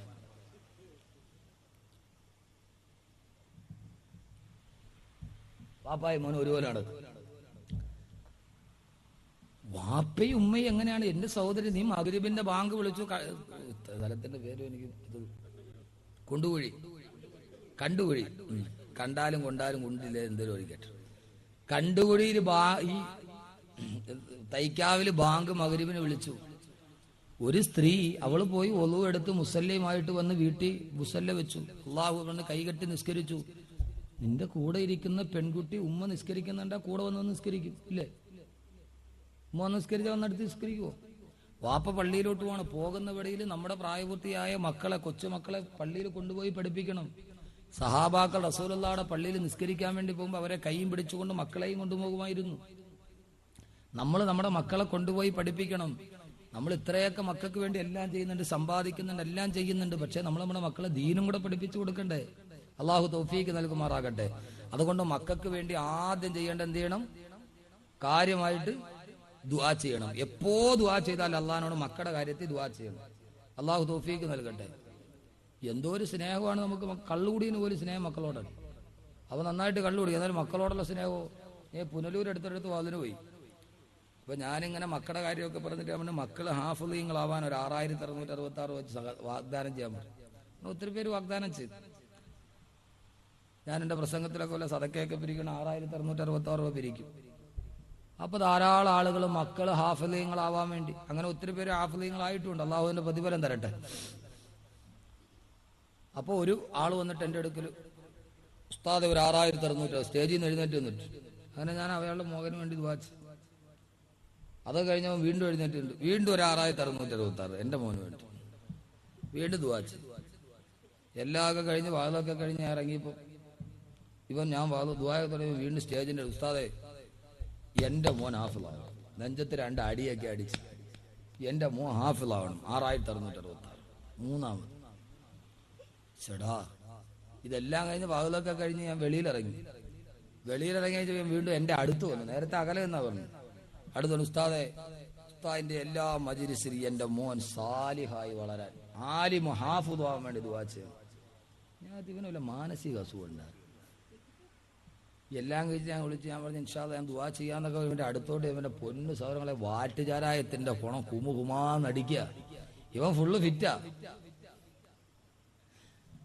ഫുള്ള് വെള്ളത്തിന്റെ മുകളിലാണ് ഇവൻ നിൽക്കണത്. ആ സമയത്ത് മക്കളോടുള്ള സ്നേഹത്തിനൊരു കുറവുമില്ല. നമ്മൾ ഇത്രയും സ്നേഹത്തോടെ വളർത്തുന്ന നമ്മുടെ മക്കൾ നാളെ നമ്മുടെ ജീവിതത്തിൽ ഏറ്റവും വലിയ നന്മയായി വരണമെങ്കിൽ ചില കാര്യങ്ങൾ നമ്മൾ ചെയ്യേണ്ടത്. അങ്ങനെ ഒന്നാമത്തെ കാര്യം കാര്യമായിട്ട് ദുആ ചെയ്യുക. രണ്ടാമത്തെ എന്ത് ചെയ്യണം? അല്ലാഹുവിന്റെ ഖുർആൻ തന്നെ പറയുന്നു, നിങ്ങൾ അല്ലാഹുവിനോട് ദുആ ചെയ്യണം. അല്ലാഹുവേ ലഇൻ അതൈതനാ സാലിഹാ ലനകൂനന്ന മിനശ്ശാകിരീൻ. അല്ലാഹുവേ നീ ഞങ്ങൾക്കൊരു സാലിഹായ സന്താനത്തെ തരണേ അല്ലാ. അങ്ങനെ നിങ്ങൾ ദുആ ചെയ്തു. ദുആയുടെ പ്രതിഫലമായി അല്ലാഹു സുബ്ഹാനഹു വ തആല ജനിക്കാവുകയാണ്. ഒരു കുഞ്ഞിന്റെ ജനനം ലോകത്തിലെ ഏറ്റവും വലിയ പ്രതിഭാസമാണ്. അതാ കുഞ്ഞു ജനിക്കാൻ പോവുകയാണ്. നിന്റെ കുഞ്ഞു നീ ആട്ടുനോട്ടിരുന്ന് നിന്റെ കൺമണി ഭൂലോകത്തേക്ക് വരികയാണ്.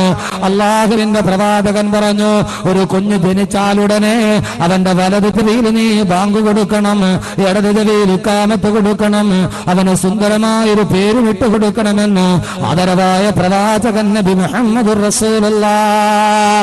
ആദ്യമായിട്ട് അവന്റെ വലതു ചെവിയിൽ ബാങ്ക് കൊടുക്കണം. കാരണം എന്താ? അവൻ ഈ ലോകത്തിന്റെ വെളിച്ചത്തിലോട്ട് വരികയാണ്. ഇതേവരെ അവൻ വെളിച്ചം കണ്ടിട്ടില്ല. ഇത്രയും നാൾ അവന്റെ ഉമ്മാന്റെ ഗർഭാശയം എന്ന് പറയുന്ന ഇരുട്ടറയിലാണ് കിടക്കുന്നത്. അവിടെ നിന്നത് അവൻ വെളിയിലോട്ട് വരികയാണ്. ഇത്രയും നാൾ അള്ളാഹു അവനെ കാത്തു സൂക്ഷിച്ചതാണ്. ഉമ്മാന്റെ ഗർഭാശയം എന്ന് പറയുന്ന 5 ലിറ്റർ വെള്ളം മാത്രം കൊള്ളാൻ വലിപ്പമുള്ള ഗർഭാശയത്തിന്റെ ഉള്ളില് അള്ളാഹു സുബ്ഹാനഹു വ തആല അവനെ സുരക്ഷിതമായി മാലിന്യങ്ങളില്ലാതെ ഒരു ചതിയും കളവും അവൻ പഠിച്ചിട്ടില്ല. ഉമ്മാന്റെ ഗർഭാശയത്തിലൊന്നും അവൻ കണ്ടിട്ടില്ല. ഗർഭാശയത്തിന്റെ വായുടെ ഭാഗത്ത് അള്ളാഹു ഒരു അരിപ്പ തന്നെ വെച്ചിട്ടുണ്ട്. ആ അരിപ്പയുടെ പേര് പ്ലാസന്റ എന്നാണ്. എന്ന് പറഞ്ഞാൽ ഗർഭാശയത്തിന്റെ ഉള്ളിൽ കിടക്കുന്ന കുട്ടി ഉമ്മാന്റെ രക്തത്തിൽ വിഷാംശങ്ങൾ ഉണ്ടെങ്കിൽ, ഉമ്മയുടെ ശരീരത്തിൽ എന്തെങ്കിലും മാലിന്യമുണ്ടെങ്കിൽ ഗർഭാശയത്തിൽ കിടക്കുന്ന കുഞ്ഞിന്റെ ശരീരത്തിന് പിടിക്കാട് അള്ളാഹു ഒരു അരിപ്പ തന്നെ വെച്ചിരിക്കുകയാണ്. അത്ര അരിച്ചു ശുദ്ധമായിട്ടാണ് ഒരു കുഞ്ഞു ലോകത്തോട്ട് വരുന്നത്. ഇനിയാണ് അവൻ കൊള്ളപ്പലിശക്കാരന്റെ കൂടെ ജീവിക്കാൻ പോകുന്നത്.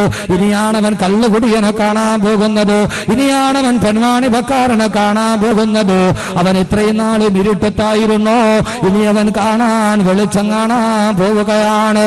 അവൻ ലോകത്തിന്റെ സൂര്യന്റെ വെളിച്ചം കാണുമ്പോ, ചന്ദ്രന്റെ വെളിച്ചം കാണുമ്പോ അവന്റെ ചെവിയിൽ നിങ്ങൾ പറഞ്ഞു കൊടുക്കണേ, മമ്പേനോറോ സംസ്വേ കമറോ യമസ്ദറേലു തുഫേ സാമോം സഹറോ. അള്ളാഹുവിന്റെ ഖുർആൻ പറയുന്നു, അള്ളാന്റെ റസൂല് പറയുന്നു, ആ കുഞ്ഞി പിശാചുക്കൾ പാർക്കുന്ന ലോകം കാണുമ്പോ അവന്റെ വലതു ചെവിയിൽ ആദ്യം കേൾക്കുന്ന നാമം അല്ലാഹു അക്ബർ. അല്ലാഹു അക്ബർ എന്ന നാമമാകണമെന്ന് ആദരവായ പ്രവാചകൻ നബി മുഹമ്മദ് മുസ്തഫ. അവൻ ആദ്യം കേൾക്കുന്ന എന്തായിരിക്കണം? വലതു ചെവിയില് ബാങ്ക് വിളിക്കണം. അവൻ ആദ്യം കേൾക്കണം ബാങ്കാരിക്കണം. വലതു ചെവിയില് ബാങ്ക് വിളിക്കണം. കേട്ടാൽ ബാങ്ക് വിളിച്ചാല് തൈക്കാവിന്ന് അല്ലാഹു അക്ബർ എന്ന് കേൾക്കുമ്പോൾ പള്ളി പോകും. അവൻ ജനിച്ചപ്പോഴേ കേട്ട അല്ലാഹു അക്ബറാണ്. ഇത് വെറുതെ പറയണമെന്നല്ല, ശാസ്ത്രീയപരമായിട്ട് തന്നെ ഇത് വലിയ അടിസ്ഥാനമായ തത്വമാണ്. ശാസ്ത്രീയപരമായി ഏറ്റവും അടിസ്ഥാനപരമായ തത്വമാണിത്. നമ്മൾ ചെറുപ്പത്തിൽ പഠിക്കുന്നതാണോ മനസ്സിൽ നിൽക്കുന്നതല്ല പിന്നീട് പഠിക്കുന്നതാണോ? എപ്പോ പഠിക്കുന്ന? ചെറുപ്പത്തിൽ. നമ്മൾ കാണുന്നതാണോ മനസ്സിൽ തങ്ങിയിരിക്കുന്നത്, കേൾക്കുന്നതാണോ മനസ്സിൽ തങ്ങിയിരിക്കുന്നത്? നമ്മൾ ചെവി കൊണ്ട് കേൾക്കുന്നതാണോ എപ്പോഴും മനസ്സിൽ തങ്ങിയിരിക്കുന്നത്, അതല്ല കണ്ണുകൊണ്ട് കാണുന്നതാണോ മനസ്സിൽ തങ്ങിയിരിക്കുന്നത്? എന്തു പറയുന്നു? കാണുന്നോ കേൾക്കുന്നു? കാണുന്നത് ഉറപ്പ് തന്നെ. നമ്മൾ കൊണ്ട് കണ്ണുകൊണ്ട് കാണുന്നതാണ് മനസ്സിൽ തങ്ങിയിരിക്കുന്നത്, കേൾക്കുന്ന എപ്പോഴും തങ്ങിയിരിക്കില്ല. അതുകൊണ്ടാണ് ചിലപ്പോൾ നമ്മൾ ഒട്ടും ചില ആളുകളെ കാണുമ്പോൾ എവിടെയോ കണ്ട മുഖമാണല്ലോ, പക്ഷെ പേര് ഓർമ്മ വരുന്നില്ല. മുഖം കണ്ടതാണ്, പേര് കേട്ടതാണ്. നമ്മൾ സാധാരണ എവിടെയോ കണ്ട് പരിചയമുണ്ട്, മുഖം നല്ല ഓർമ്മ വരുന്നു, പക്ഷെ പേര് മറന്നുപോയി. കാരണം പേരയാളോട് ചോദിച്ചാൽ അയാൾ പറഞ്ഞാണ്. അപ്പോൾ കാണുന്നതാണ് എപ്പോഴും ജീവിതത്തിൽ ഓർമ്മ വെക്കുന്നത്. അതുപോലെ ചെറുപ്പത്തിൽ കേൾക്കുന്ന വാക്ക്. ഒരു ഡോക്ടർ ഒരു ഡോക്യുമെന്ററി ഈ അടുത്ത സമയത്ത് ഒരു ഉദ്ഘാടനത്തിന് പോയി. അപ്പോൾ ഡോക്ടർ, ഒരു പീഡിയാട്രീഷ്യൻ, അദ്ദേഹം ഒരു ഡോക്യുമെന്ററിയിൽ അദ്ദേഹം സ്ക്രീനിൽ കാണിച്ചാണ് മാതാവിന്റെ ഗർഭാശയത്തിൽ 6 മാസം പ്രായമായൊരു കുട്ടി. ആ കുട്ടി ഉമ്മാന്റെ ഗർഭാശയത്തിൽ കിടക്കുമ്പോൾ ഉമ്മ ഒരു റൂമിലൂടെ പോയി. അപ്പൊ ടിവിന്ന് ഒരു മ്യൂസിക് കേട്ടപ്പോ ആ കുട്ടി ഉമ്മാന്റെ ഗർഭാശയത്തിൽ കിടന്ന് വെട്ടിത്തിരി ഈ ശബ്ദം കേട്ട്. അതിനെ പ്രസവിച്ച ആ കുഞ്ഞിന് 6 മാസമായി. ആ കുഞ്ഞ് റൂമിൽ കൂടെ ഇങ്ങനെ പോകുമ്പോ അന്ന് 6 മാസം ഉമ്മാന്റെ ഗർഭാശയത്തിൽ പ്രായമുള്ളപ്പോ കേട്ട അതേ മ്യൂസിക് കേട്ടാൽ ഈ കുട്ടി പെട്ടെന്ന് വെട്ടിത്തിരിയും. കാരണം അവൻ ഉമ്മാടെ ഗർഭാശയത്തിൽ കിടന്ന് കേട്ടതാണ്. ആ കുട്ടി അത് വെട്ടിത്തിരിയും, അത് അവൻ അവസാനം വരെ മറക്കൂല. അതുകൊണ്ടാണ് പണ്ടുള്ള ഉമ്മൂമ്മമാര് പറയുന്നത്, ഈ ഗർഭിണികളായ സ്ത്രീകള് നല്ല സ്ഥലത്തല്ലാതെ വേറെ സ്ഥലത്ത് പോകരുതെന്ന്. വിലക്കൂലേ? ഉമ്മമാര്, പഴയ ഉമ്മമാര് വിലക്കും. ഇപ്പം വിലക്കാൻ ഉമ്മമാരും ഇല്ല. പണ്ടൊക്കെ പഴയ ഉമ്മമാരെങ്കിലും പറയും മക്കളെ അത് ചെയ്യരുത് ഇത് ചെയ്യരുത് അങ്ങനെയാണെങ്കിൽ. ഇപ്പൊ ഉമ്മമാരും ഇല്ല. ഉമ്മമാരും വയസ്സ് 98 കഴിഞ്ഞ് 2 CC കൂടെ അടയ്ക്കാനുള്ളൂ. എന്നാലും റിമോട്ടുമായിട്ട് ഉമ്മൂമ്മ ഉണ്ടായിരുന്നു ഫ്രണ്ട്. ആദ്യം എന്ത് കേൾക്കുന്നോ അതൊരു കുട്ടിയുടെ മനസ്സിൽ കിടക്കും. ഇത് ഞാൻ പറയാൻ കാരണം ഇവിടെ താഴേക്ക് വരട്ടെ, ഇൻഷാ അല്ലാഹ് ബാക്കി കാര്യങ്ങൾ പറയാം. ആ കുട്ടിയുടെ മനസ്സിൽ അങ്ങനെ തന്നെ കിടക്കും. അതുകൊണ്ടാണ് നമ്മുടെ പഴയ ഉമ്മമാരൊക്കെ കുട്ടികളെ തൊട്ടിലിട്ട് പാരാട്ടുമ്പോൾ അവർ പാടാറുണ്ട്, ലാ ഇലാഹ ഇല്ലല്ലാഹു ലാ ഇലാഹ ഇല്ലല്ലാഹ് ലാ ഇലാഹ ഇല്ലല്ലാഹ് മുഹമ്മദുർ റസൂലുള്ളാഹ് അല്ലഫൽ അലിഫു നിളാമ മദ്ഹിയ ഇലൽ ആലിയാൽ അവ്വല സുതൂരി ബിസ്മില്ലാഹി ബദൽ ഖാൽ ലാ ഇലാഹ ഇല്ലല്ലാഹു ലാ ഇലാഹ ഇല്ലല്ലാഹ്. പണ്ടൊക്കെ ഉമ്മമാര് പാടുമ്പോ ഇത് പാടി ഉറക്കും. കാരണം കുട്ടികൾ ആ സംസ്കാരം കേട്ടാണ് വളരുന്നത്. ഇന്ന് നമ്മുടെ വീട്ടിൽ നമ്മുടെ കുട്ടികൾ കേൾക്കുന്ന എന്താ? അന്ന് നമ്മുടെ കുട്ടികൾ ലാ ഇലാഹ ഇല്ലല്ലാഹ് കേട്ട് വളർന്നു. ഇന്ന് നമ്മുടെ കുട്ടികൾ അതേ കുട്ടികൾ കട്ടിലേക്ക് കിടന്ന് ആടുമ്പോ കേൾക്കുന്ന എന്താ? ഞാൻ കെട്ടിയ പെണ്ണിന് ഇത്തിരി ചന്തം കുറവാണ്, ഞാനെത്തും മണിയറയിൽ നേരത്തെ അവളെത്തും, കവളത്തൊരു മുത്തം തന്നോണ്ട് അവൾ ഇരിക്കും. നമ്മുടെ കുട്ടികൾ കേട്ട് വളരുന്നതാണ്. നമ്മുടെ കുട്ടികൾ നമ്മുടെ ഇടയിൽ കേട്ട് വരുന്നതാണ്. എന്റെ പ്രിയപ്പെട്ട സഹോദരങ്ങളുണ്ട്, ഇതിൽ പ്രധാനപ്പെട്ടതാണ് നമ്മുടെ കുട്ടികൾ വളരുന്ന സാഹചര്യം. അത് ഒരുക്കേണ്ടതാരാണ്? മാതാപിതാക്കളാണ്. അള്ളാഹുവിന്റെ റസൂല് പറഞ്ഞു, വലതു ചെവിയിൽ ബാങ്ക് കൊടുക്കണം, ഇടത് ചെവിയിൽ ഇഖാമത്ത് കൊടുക്കണം. അതിനുശേഷം ആ കുഞ്ഞിന് നിങ്ങൾ സുന്ദരമായൊരു പേരിട്ട് കൊടുക്കണം. അള്ളാഹുവിന്റെ പ്രവാചകൻ പറയുകയാണ്, കേട്ടുകൊള്ളുക, ഹഖുൽ വാലിദി അലൽ ഹഖുൽ വലദി അലൽ വാലിദി അൻ യുഹ്സിന ഇസ്മഹു ഇദാ വലദാ വഅൻ യുഅല്ലിമഹു ഇദാ അകലാ വഅൻ യുസവ്വിദഹു ഇദാ അദ്റകാ. മാതാപിതാക്കൾക്ക് മക്കളോട് 3 കടമയുണ്ട്. അതിലൊന്നാമത്തെ കടമ അൻ യുഹ്സിന ഇസ്മഹു ഇദാ വലദാ. അവൻ ജനിച്ചാലുടനെ അവനൊരു നല്ല പേരിട്ട് കൊടുക്കണേ. ജനിച്ചാലുടനെ നല്ല പേരിട്ട് കൊടുക്കണം. പേരിലും കഥയുണ്ട്. ചില ആളുകൾ പറയും പേരിൽ വലിയ കാര്യമില്ല. പേരിലും കാര്യമുണ്ട്. ഉമർ അള്ളാന്റെ അടുക്കൽ ഒരാൾ വന്നു, എന്താ പേര്? എന്റെ പേര് ശിഹാബ്, തീക്കൊള്ളി. ശിഹാബിന്റെ അർത്ഥം എന്താ? തീക്കൊള്ളി. ഇവിടെ ആരെയും ശിഹാബ് ഉണ്ടെങ്കിൽ അങ്ങോട്ടും ഇങ്ങോട്ടും നോക്കാല്ലേ. ശിഹാബുദ്ദീൻ എന്ന് പറഞ്ഞാൽ കുഴപ്പമില്ല. ശിഹാബ് എന്ന് പറഞ്ഞാൽ അതിന്റെ അർത്ഥം തീക്കൊള്ളി എന്നാണ്. ഓഹോ, നിന്റെ വാപ്പാന്റെ പേരെന്താ? അബ്ദുന്നാർ, തീയുടെ അടിമ. കൊള്ളാം. നിന്റെ വീട്ടുപേരെന്താ? ബൈത്തുന്നാർ, തീയുടെ വീട്. കൊള്ളാം. ഉമർ അള്ളാനോട് നിന്റെ ജീവിതം അങ്ങനെ തന്നെ ആവുള്ളൂ. ചരിത്രത്തിൽ കാണാം, ആ കുടുംബം മരണപ്പെട്ടത് വീടിന് തീ പിടിച്ചിട്ടാണ്. അതുകൊണ്ട് പേരിലും കഥയുണ്ട്. അതുകൊണ്ട് നല്ല പേരിടണം. ഒരു കുട്ടിയുടെ പേര് ഞാൻ ചോദിച്ചു, വാപ്പാട് എന്താ പേര്? അബു. അത്ര ഉള്ള വെറും അബു. അതോ ഉസ്താദ് ഇപ്പൊ ഇവന് 3 വയസ്സായതേ ഉള്ളൂ. ഒരു 10 വയസ്സ് കഴിഞ്ഞിട്ട് ഇവൻ നേരെ ചൊവ്വേ നടക്കുകയാണ്, ഒരു വാക്കം കൂടെ കൂട്ടി അബൂ ബക്കർ എന്നിടാം. ഇവൻ തലതിരിഞ്ഞ് പോവുകയാണെങ്കിൽ ഒരു വാക്കൂടെ കൂട്ടി അബൂ ജഹൽ എന്നിടാം. അപ്പൊ അതുകൊണ്ട് ഇപ്പൊ തൽക്കാലം മൗക്കൂഫായിട്ട് അബൂ എന്നിട്ടിരിക്കുക. നന്നായിട്ട് വന്ന അബൂബക്കർ, തലതിരിഞ്ഞ് പോയ അബൂ ജഹൽ. അതുകൊണ്ട് പേരിലും കാര്യമുണ്ട്. പാപ്പാടവും മാടയും പേരിന്റെ ആദ്യത്തെ അക്ഷരം കൂട്ടിയിട്ട് പേരിട്ടാൽ കുഴപ്പമുണ്ടാവും. ബാസത്തിനും അസൂറാക്കും കൂടെ ഒരു മോനുണ്ടായി. ബാസത്തിന്റെ ബായും അസൂറാടെ സൂറും കൂടെ കൂട്ടിയിട്ട് മോനെ പേരിട്ട് ബാസൂർ. എങ്ങനെയുണ്ട്? ബാസൂർ നല്ല പേരാണ് അല്ലേ? അർത്ഥം എന്തുവാ ബാസൂറിന്റെ? മൂലക്കുരു. പൈൽസ്. പൈൽസ് മദ്രസയെ കൊണ്ടേ ചേർത്തപ്പോ ഉസ്താദ് മുഹമ്മദും കൂടെ ചേർത്തി മുഹമ്മദ് ബാസൂറായി. സ്തുതിക്കപ്പെട്ട മൂലക്കുരു. അതുകൊണ്ട് പേരിടുമ്പോൾ ആ പേര് നന്നാക്കണം. ഇതൊന്നും ചെറിയ വിഷയങ്ങളാണ്. എനിക്ക് വലിയ 1-2 വിഷയങ്ങൾ പറയാനുണ്ട്. ഖുർആൻ നല്ല പേരിട്ട് കൊടുക്കണം. രണ്ടാമത്തെ കടമ ഏതാ? ആദ്യം പേരിട്ട് കൊടുക്കണം. ഇനി ആരുടെ പേരാ സ്വീകരിക്കേണ്ടത്? ഉമ്മയാണോ പേരിടേണ്ടത്? ഉപ്പയാണോ പേരിടേണ്ടത്? ആര് പേരിടണം? ഉമ്മ പേരിടണോ? ഉപ്പ പേരിടണോ? നിങ്ങളെന്താ ഒന്നും മിണ്ടാ ഇങ്ങനെ ഇരിക്കുന്നത്? ഉമ്മയാ? നിങ്ങൾ പുരുഷന്മാരല്ല, നിങ്ങൾ വാപ്പാന്നേ പറയുള്ളൂ. സഹോദരന്മാരെ, ഉമ്മയുടെ പേരാണ് സ്വീകരിക്കേണ്ടത്. ഞാൻ നിങ്ങളുടെ കൂടെയാണ്. ഉമ്മയ്ക്കാണ് പേരിടാൻ, രണ്ടുപേരും തമ്മിൽ പേര് പറഞ്ഞു. നല്ല പേര് ഉമ്മ പറഞ്ഞ പേരാണെങ്കിൽ ഉമ്മയുടെ പേരിനെ മുന്തിക്കണം. കാരണം അല്ലാഹുവിന്റെ ഖുർആനാണ് തെളിവ്. Hannah ബീവിക്കൊരു മകളുണ്ടായപ്പോ Hannah പറഞ്ഞതെന്താണ്? വഇന്നീ സമ്മൈതുഹാ മറിയമ, ഈ കുഞ്ഞിനെ ഞാൻ മറിയമെന്ന് പേരിടുകയാണ്. ഹന്നാ ബീവിയാണ് മകൾക്ക് പേരിട്ട് കൊടുത്തതെന്ന് ഖുർആൻ പറയുമ്പോ ഉമ്മയാണ് മകൾക്ക് പേര് ചൊല്ലി വിളിക്കേണ്ടതെന്ന് അള്ളാന്റെ വിശുദ്ധ ഖുർആൻ. ഹന്നാ ബീവി പറഞ്ഞു ഇനി സമ്മൈതുഹാ മറിയമ, ഞാൻ ഇവൾക്ക് മറിയമെന്ന് പേരിടുകയാണ്, അതുകൊണ്ട് ഉമ്മയാണ് പേരിടേണ്ടത്. അങ്ങനെ പേരിട്ട് കഴിഞ്ഞ് അടുത്ത കടമ എന്താ? ഇതാണ് ഇനി നമ്മൾ ശ്രദ്ധിക്കേണ്ടത്. പേരിട്ടു. രണ്ടാമത്തെ കടമ അല്ലാഹുവിന്റെ ഖുർആൻ പറയുന്നു വഅയ്യുഅല്ലിമഹു ഇദാ അകല വഅയ്യുഅല്ലിമഹു ഇദാ അകല,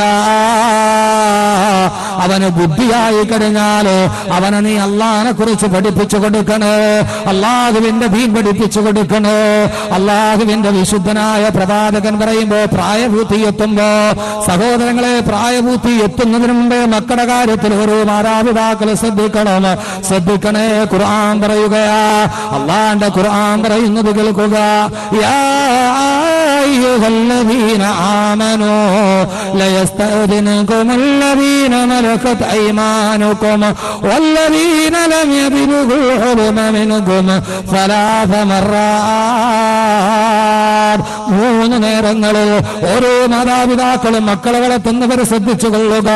3 നേരങ്ങളിൽ അനുവനാട് നിങ്ങളുടെ പ്രായപൂർത്തി എത്താത്ത മക്കൾ, നിങ്ങളുടെ പ്രായപൂർത്തി എത്താത്ത മക്കൾ 3 നേരങ്ങളിൽ മാതാപിതാക്കളുടെ അനുവാദമില്ലാതെ അവര് കിടക്കുന്ന കിടപ്പറയിലോട്ട് കയറി വരാൻ പാടുള്ളതല്ല. അല്ലാഹു പറയാണ് 14 നൂറ്റാണ്ടുകൾക്ക് മുമ്പ് 3 നേരങ്ങളിൽ മാതാപിതാക്കൾ കിടന്നുറങ്ങുന്ന കിടപ്പറകളിലേക്ക് അവരുടെ മക്കൾ അനുവാദമില്ലാതെ കടന്നു വരുന്നതിന് നിങ്ങൾ സൂക്ഷിച്ചു കൊള്ളണേ. യാ അയ്യുഹല്ലദീന ആമനൂ, ഓ സത്യവിശ്വാസികളെ, അല്ലാഹു പറയുന്ന കാര്യത്തിൽ നിങ്ങൾക്ക് വിശ്വാസമുണ്ടെങ്കിൽ എങ്ങനെയാ കേൾക്കുന്ന വാർത്തകൾ വെച്ച് അനുസരിക്കാതിരിക്കുന്നത്? എങ്ങനെയാ? 3 നേരങ്ങളിൽ മാതാപിതാക്കൾ കടന്നിറങ്ങുന്ന കടപ്പറയിലേക്ക് അവരുടെ മക്കൾ അനുവാദമില്ലാതെ കടന്നു വന്നുകൂടാ എന്ന് അല്ലാഹുവിന്റെ വിശുദ്ധ ഖുർആൻ. പ്രത്യേക ശ്രദ്ധിച്ചോളി. വഴിതെറ്റുന്ന കൗമാരം ഞാൻ പറയാൻ പോവാ. എങ്ങനെ ഈ കുട്ടികൾക്ക് ഇതൊക്കെ പഠിച്ചത്? അള്ളാഹ് നൂറ്റാണ്ടുകൾക്ക് മുമ്പ് പറയുകയാണ്, നിങ്ങൾക്ക് അത്ഭുതം തോന്നാ 3 സമയങ്ങളിൽ വാപ്പയും ഉമ്മയും കടന്നുറങ്ങുമ്പോ നിങ്ങളുടെ പ്രായപൂർത്തി എത്താത്ത മക്കൾ, 12, 11, 10, 6, 7 വയസ്സുള്ള കൊച്ചുമക്കളില്ലേ, ആ കൊച്ചുമക്കൾ 3 സമയങ്ങളിൽ അനുവാദമില്ലാതെ നിങ്ങളുടെ കടപ്പറയിലോട്ട് കടന്നു വരാൻ പാടില്ല. എപ്പോൾ? ഒന്നാമത്തെ സമയത്താ കേട്ടിട്ടില്ലേ? ഇത് ഖുർആനാണ്, സൂറത്തുൻ നൂർ. ഖുർആൻ സൂറത്തുൻ നൂർ. ഖുർആൻ പറയാത്ത എന്താ ഉള്ളത്? ഇൻഷാ അല്ലാഹ് നമ്മുടെ 3 ദിവസത്തെ വിഷയവും ഖുർആനാണ്. ഇന്ന് ഖുർആനിലെ കൗമാരം, ഖുർആനിലെ സ്ത്രീ, ഖുർആനിലെ രാത്രി, 3 നമുക്ക് പറയണം. അല്ലാഹു തൗഫീഖ് നൽകി അനുഗ്രഹിക്കുമാറാകട്ടെ. 3 നേരങ്ങളിൽ പാടില്ല. ഒന്നാമത്തെ സമയം ഖുർആൻ പറയുകയാണ്, മിൻ ഖബിലി സ്വലാത്തിൽ ഫജ്ർ, സുബഹിന്റെ ബാങ്ക് കേൾക്കുന്ന സമയം, സുബഹിന്റെ ബാങ്ക് കേൾക്കുന്ന സമയം. മിൻ ഖബിലി സ്വലാത്തിൽ ഫജ്ർ, പള്ളിയിൽ നിന്ന് സുബഹിയുടെ ബാങ്ക് കേൾക്കുമ്പോ ആ സമയത്ത് വാപ്പയും ഉമ്മയും അവരുടെ ബെഡ്റൂമിൽ ഉറക്കമാണ്. അവർ രണ്ടുപേരും കിടന്നുറങ്ങുമ്പോ വല്ലാത്ത ഉറക്കത്തിൽ കിടക്കുമ്പോ അതാ പള്ളിയിൽ നിന്ന് സുബഹിന്റെ ബാങ്ക് കേൾക്കുന്നു. മാതാപിതാക്കൾ അത് കേട്ടിട്ട് നമ്മൾ ചാടി എഴുന്നേൽക്കുമ്പോ അല്ലാഹുവിന്റെ ഖുർആൻ പറഞ്ഞു, ആ സമയത്ത് നിങ്ങളുടെ വസ്ത്രാഞ്ചലങ്ങൾ എവിടെയൊക്കെ മാറി നിൽക്കുന്നു എന്നറിയില്ല, നല്ല ഉറക്കത്തിലാണ്. ആ ഉറക്കത്തിൽ നിന്ന് ചാടി എഴുന്നേൽക്കുമ്പോ എവിടെയൊക്കെയാണ് മാതാപിതാക്കളുടെ വസ്ത്രം മാറിയിരിക്കുന്നതെന്നറിയില്ല. ആ സമയത്ത് നിങ്ങളുടെ പ്രായപൂർത്തി എത്താത്ത മക്കള് അവിടെ ഉണ്ടാവാതിരിക്കട്ടെ, അവര് കാണേണ്ടതാത്തതൊന്നും കാണാതിരിക്കട്ടെ എന്ന് അല്ലാഹു സുബ്ഹാനഹു വ തആല ധാരാ പറയുന്ന എല്ലാവരെയും സൃഷ്ടിച്ച മനസ്സുകളുടെ വികാരങ്ങളും വിചാരങ്ങളും അറിയുന്ന അല്ലാഹ് പറയുകയാണ്, ബാങ്ക് വിളിക്കുന്ന സമയം നമ്മൾ നല്ല ഉറക്കമാണ്. ആ ഉറക്കത്തിന് നല്ല ഉറക്കത്തിൽ കിടക്കുന്ന സമയത്താണ് സുബഹി ബാങ്ക് വിളിക്കണം, ഇല്ലേ? ഉറക്കം വരുമ്പോ തന്നെ ഒരു 10-12 മണിയാകും. കാരണം ഭയങ്കര ബേജാറാണ്, വിഷമം കാരണം ഉറക്കം വരൂല. കിടന്ന് പടച്ചോനെ അല്ലാഹു എന്ത് ചെയ്യും? നാളെ രാവിലെയാണ് നറുക്കെടുപ്പ്, കേരള സംസ്ഥാന ഭാഗ്യം 3 പോക്കറ്റ് ഇരിപ്പുണ്ട്. അടിക്കാതിരിക്കുവോ? ആ ബേജാറിൽ കിടന്ന് 1:30 മണി ആ ഉറക്കം വരുമ്പോ ആ ഉറക്കത്തിന്റെ ഇടയിൽ നല്ല ഉറക്കത്തിലിരിക്കുന്ന സമയത്താണ് സുബൈന്റെ ബാങ്ക് വിളിക്കുന്നത്, അല്ലേ? ആ ബാങ്ക് വിളിച്ചിട്ട് നമ്മൾ ചാടി എഴുന്നേൽക്കുമ്പോ സ്വാഭാവികമായിട്ടും കിടന്നുറങ്ങുന്നവരുടെ വസ്ത്രങ്ങൾ മാറിയിരിക്കും. അള്ളാഹു പറഞ്ഞ ഒന്നാമത്തെ സമയം അതാണ്. അതുകൊണ്ട് എന്റെ ശബ്ദം കേൾക്കുന്ന എല്ലാവരും, എന്റെ സഹോദര സമുദായത്തിൽപ്പെട്ട അംഗങ്ങളാണെങ്കിലും, ഇത് ഒരു ലോകർക്കുള്ള സന്ദേശമാണ്. എല്ലാവരുടെയും മക്കളെ വളർത്തുക, മുസ്ലിമിന്റെ മാത്രം മക്കളെ വളർത്തേണ്ട സന്ദേശമല്ല. ഖുർആൻ ലോകത്തിന് മുഴുവനും സർവ്വ മനുഷ്യരെയും ഇരുട്ടിൽ നിന്ന് വെളിച്ചത്തിലേക്ക് നയിക്കാമെന്ന ഖുർആനാണ്. അതുകൊണ്ട് എന്റെ പ്രിയപ്പെട്ട സഹോദര സമുദായ അംഗങ്ങളാണെങ്കിൽ പള്ളിയിൽ ബാങ്ക് കേൾക്കുന്ന സമയത്ത് അമ്പലത്തിൽ സുപ്രഭാതം കേൾക്കൂലേ? അമ്പലമില്ല ഇവിടെ ഉണ്ട്. പള്ളിയിൽ ബാങ്ക് കേൾക്കണ അതേ സമയത്ത് നിങ്ങൾ സുപ്രഭാതം കേട്ടെഴുന്നേൽക്കുമ്പോ കൗസല്യ സുപ്രജാ രാമപൂർവ സന്ധ്യാ പ്രവർത്തതേ ഉത്തിഷ്ഠ നരശാതുലം കർത്തവ്യം ദൈവമാന്തിതം ഉത്തിഷ്ഠോദിഷ്ഠ ഗോവിന്ദ ഉത്തിഷ്ഠ ഗരുഡധ്വജ ഉത്തിഷ്ഠ കമലാകാന്ത ത്രൈലോക്യം മംഗളം ഗുരു കമലാകുത പിന്ദിന കുങ്കുമതോ നിയതാതുനി താതുല നീലധനോ. രാവിലെ സുപ്രഭാതം കേട്ട് ഉറക്കമെടുന്നേക്കുമ്പോ അതേ സമയത്ത് മുസ്ലിം സഹോദരങ്ങൾ പള്ളിയുടെ മിനാരത്തിൽ നിന്ന് സുബഹിന്റെ ബാങ്ക് കേട്ടിട്ടെഴുന്നേക്കുമ്പോ ആ സമയത്ത് എന്റെ സഹോദരങ്ങള് ആ സമയത്ത് നിങ്ങളുടെ വസ്ത്രാഞ്ചലങ്ങൾ മാറിക്കിടന്നേക്കാം. അതുകൊണ്ട് നിങ്ങൾ ആ സമയത്ത് നിങ്ങളുടെ പ്രായപൂർത്തി എത്താത്ത മക്കൾ ആ സമയത്ത് അരുതാത്തതെന്ന് കുഞ്ഞുമക്കള് കാണാതിരിക്കട്ടെ. രണ്ടാമത്തെ സമയം വഹീന തലഊന സിയാബകും മിനൽ ഹീറ വഹീന തലഊന സിയാബകും മിനൽ ഹീറ. നട്ടുച്ച നേരത്ത് വിശ്രമത്തിന് വേണ്ടി നിങ്ങൾ കിടന്നുറങ്ങുന്ന സമയം. പുത്രരെ സ്നേഹിക്കുന്നവർക്ക് പുത്രൻ എന്ന് പറഞ്ഞാൽ തന്നെ ഒരു സംസ്കൃത വാക്കാണ്, മലയാളമല്ല. പുത് എന്ന് പറയുന്ന നരകത്തിൽ നിന്ന് മാതാപിതാക്കളെ ത്രാണി ചെയ്യിക്കുന്നവനാണ് പുത്രൻ. പുത് എന്ന നരകം, അതിൽ നിന്ന് മാതാപിതാക്കളെ കൈപിടിച്ച് മോചിപ്പിക്കുന്ന ത്രാണി ചെയ്യുന്നവനാണ് പുത്രൻ എന്നാണ് ഭഗവത്ഗീത. നമ്മൾ പറയുന്നു നാളെ പരലോകത്ത് നമ്മുടെ മക്കളുടെ കൈ പിടിച്ച് സ്വർഗത്തിൽ കൊണ്ടുപോകണം. പുത്രൻ എന്ന് പറയുന്ന വാക്കിന്റെ അർത്ഥം തന്നെ നരകത്തിൽ നിന്ന് മാതാപിതാക്കളുടെ കൈ പിടിച്ച് സ്വർഗത്തിൽ കൊണ്ടുപോകുന്ന മകൻ എന്നാണ് അസുരപുരാണ പ്രകാരം. അപ്പൊ അതുകൊണ്ട് എന്റെ പ്രിയപ്പെട്ട സഹോദരങ്ങളെ, രാവിലെ സുപ്രഭാതം കേൾക്കുമ്പോൾ ആയിക്കോട്ടെ, രണ്ട് ശാന്തിയുടെ മന്ത്രമാണല്ലോ, അല്ലെ? അസതോമാ സദ്ഗമയ തമസോമാ ജ്യോതിർഗമയ നിത്യോമാ അമൃതം ഗമയ ഓം ശാന്തി ഓം ശാന്തി. അസതോമാ സദ്ഗമയ തമസോമാ ജ്യോതിർഗമയ. തമസ് പോയി ജ്യോതിസ് വരട്ടെ, അന്ധകാരം പോയി വെളിച്ചം വരട്ടെ. തമസോമാ ജ്യോതിർഗമയ, അന്ധകാരം മാറി വെളിച്ചം വരട്ടെ. ഖുർആൻ പറയുന്നു യുഖ്രിജകും മിനൽ ളുലുമാതി ഇലന്നൂർ. അന്ധകാരത്തിൽ നിന്ന് വെളിച്ചത്തിലേക്കാണ് ഈ ഗ്രന്ഥം വെളിച്ചം വീശുക. എന്തോന്ന്? അന്ധകാരത്തിൽ നിന്ന് വെളിച്ചത്തിലേക്കാണ് ഈ വെളിച്ചം. അതുകൊണ്ട് എന്റെ ശബ്ദം കേൾക്കുന്ന എന്റെ പ്രിയപ്പെട്ട സഹോദര സമുദായങ്ങളോട്, സഹോദരങ്ങളെ, ഞാൻ ചോദിക്കുകയാണ്, രണ്ടാമത്തെ നേരം നട്ടുച്ച നേരത്ത് വിശ്രമിക്കാൻ വേണ്ടി ഞങ്ങൾ വസ്ത്രങ്ങൾ ഉരി മാറ്റുന്ന സമയം. അതായത് ഇപ്പൊ തന്നെ ആ സമയം, നല്ല നട്ടുച്ച നേരം. നമ്മള് മഞ്ഞമലയെന്ന് നേരെ നടന്ന് ഇവിടെ എത്തി. എന്തുവാ, കണ്ടുകുളത്തെത്തി. കണ്ടുകുളല്ലേ? കണ്ടുകുഴി. ഓ,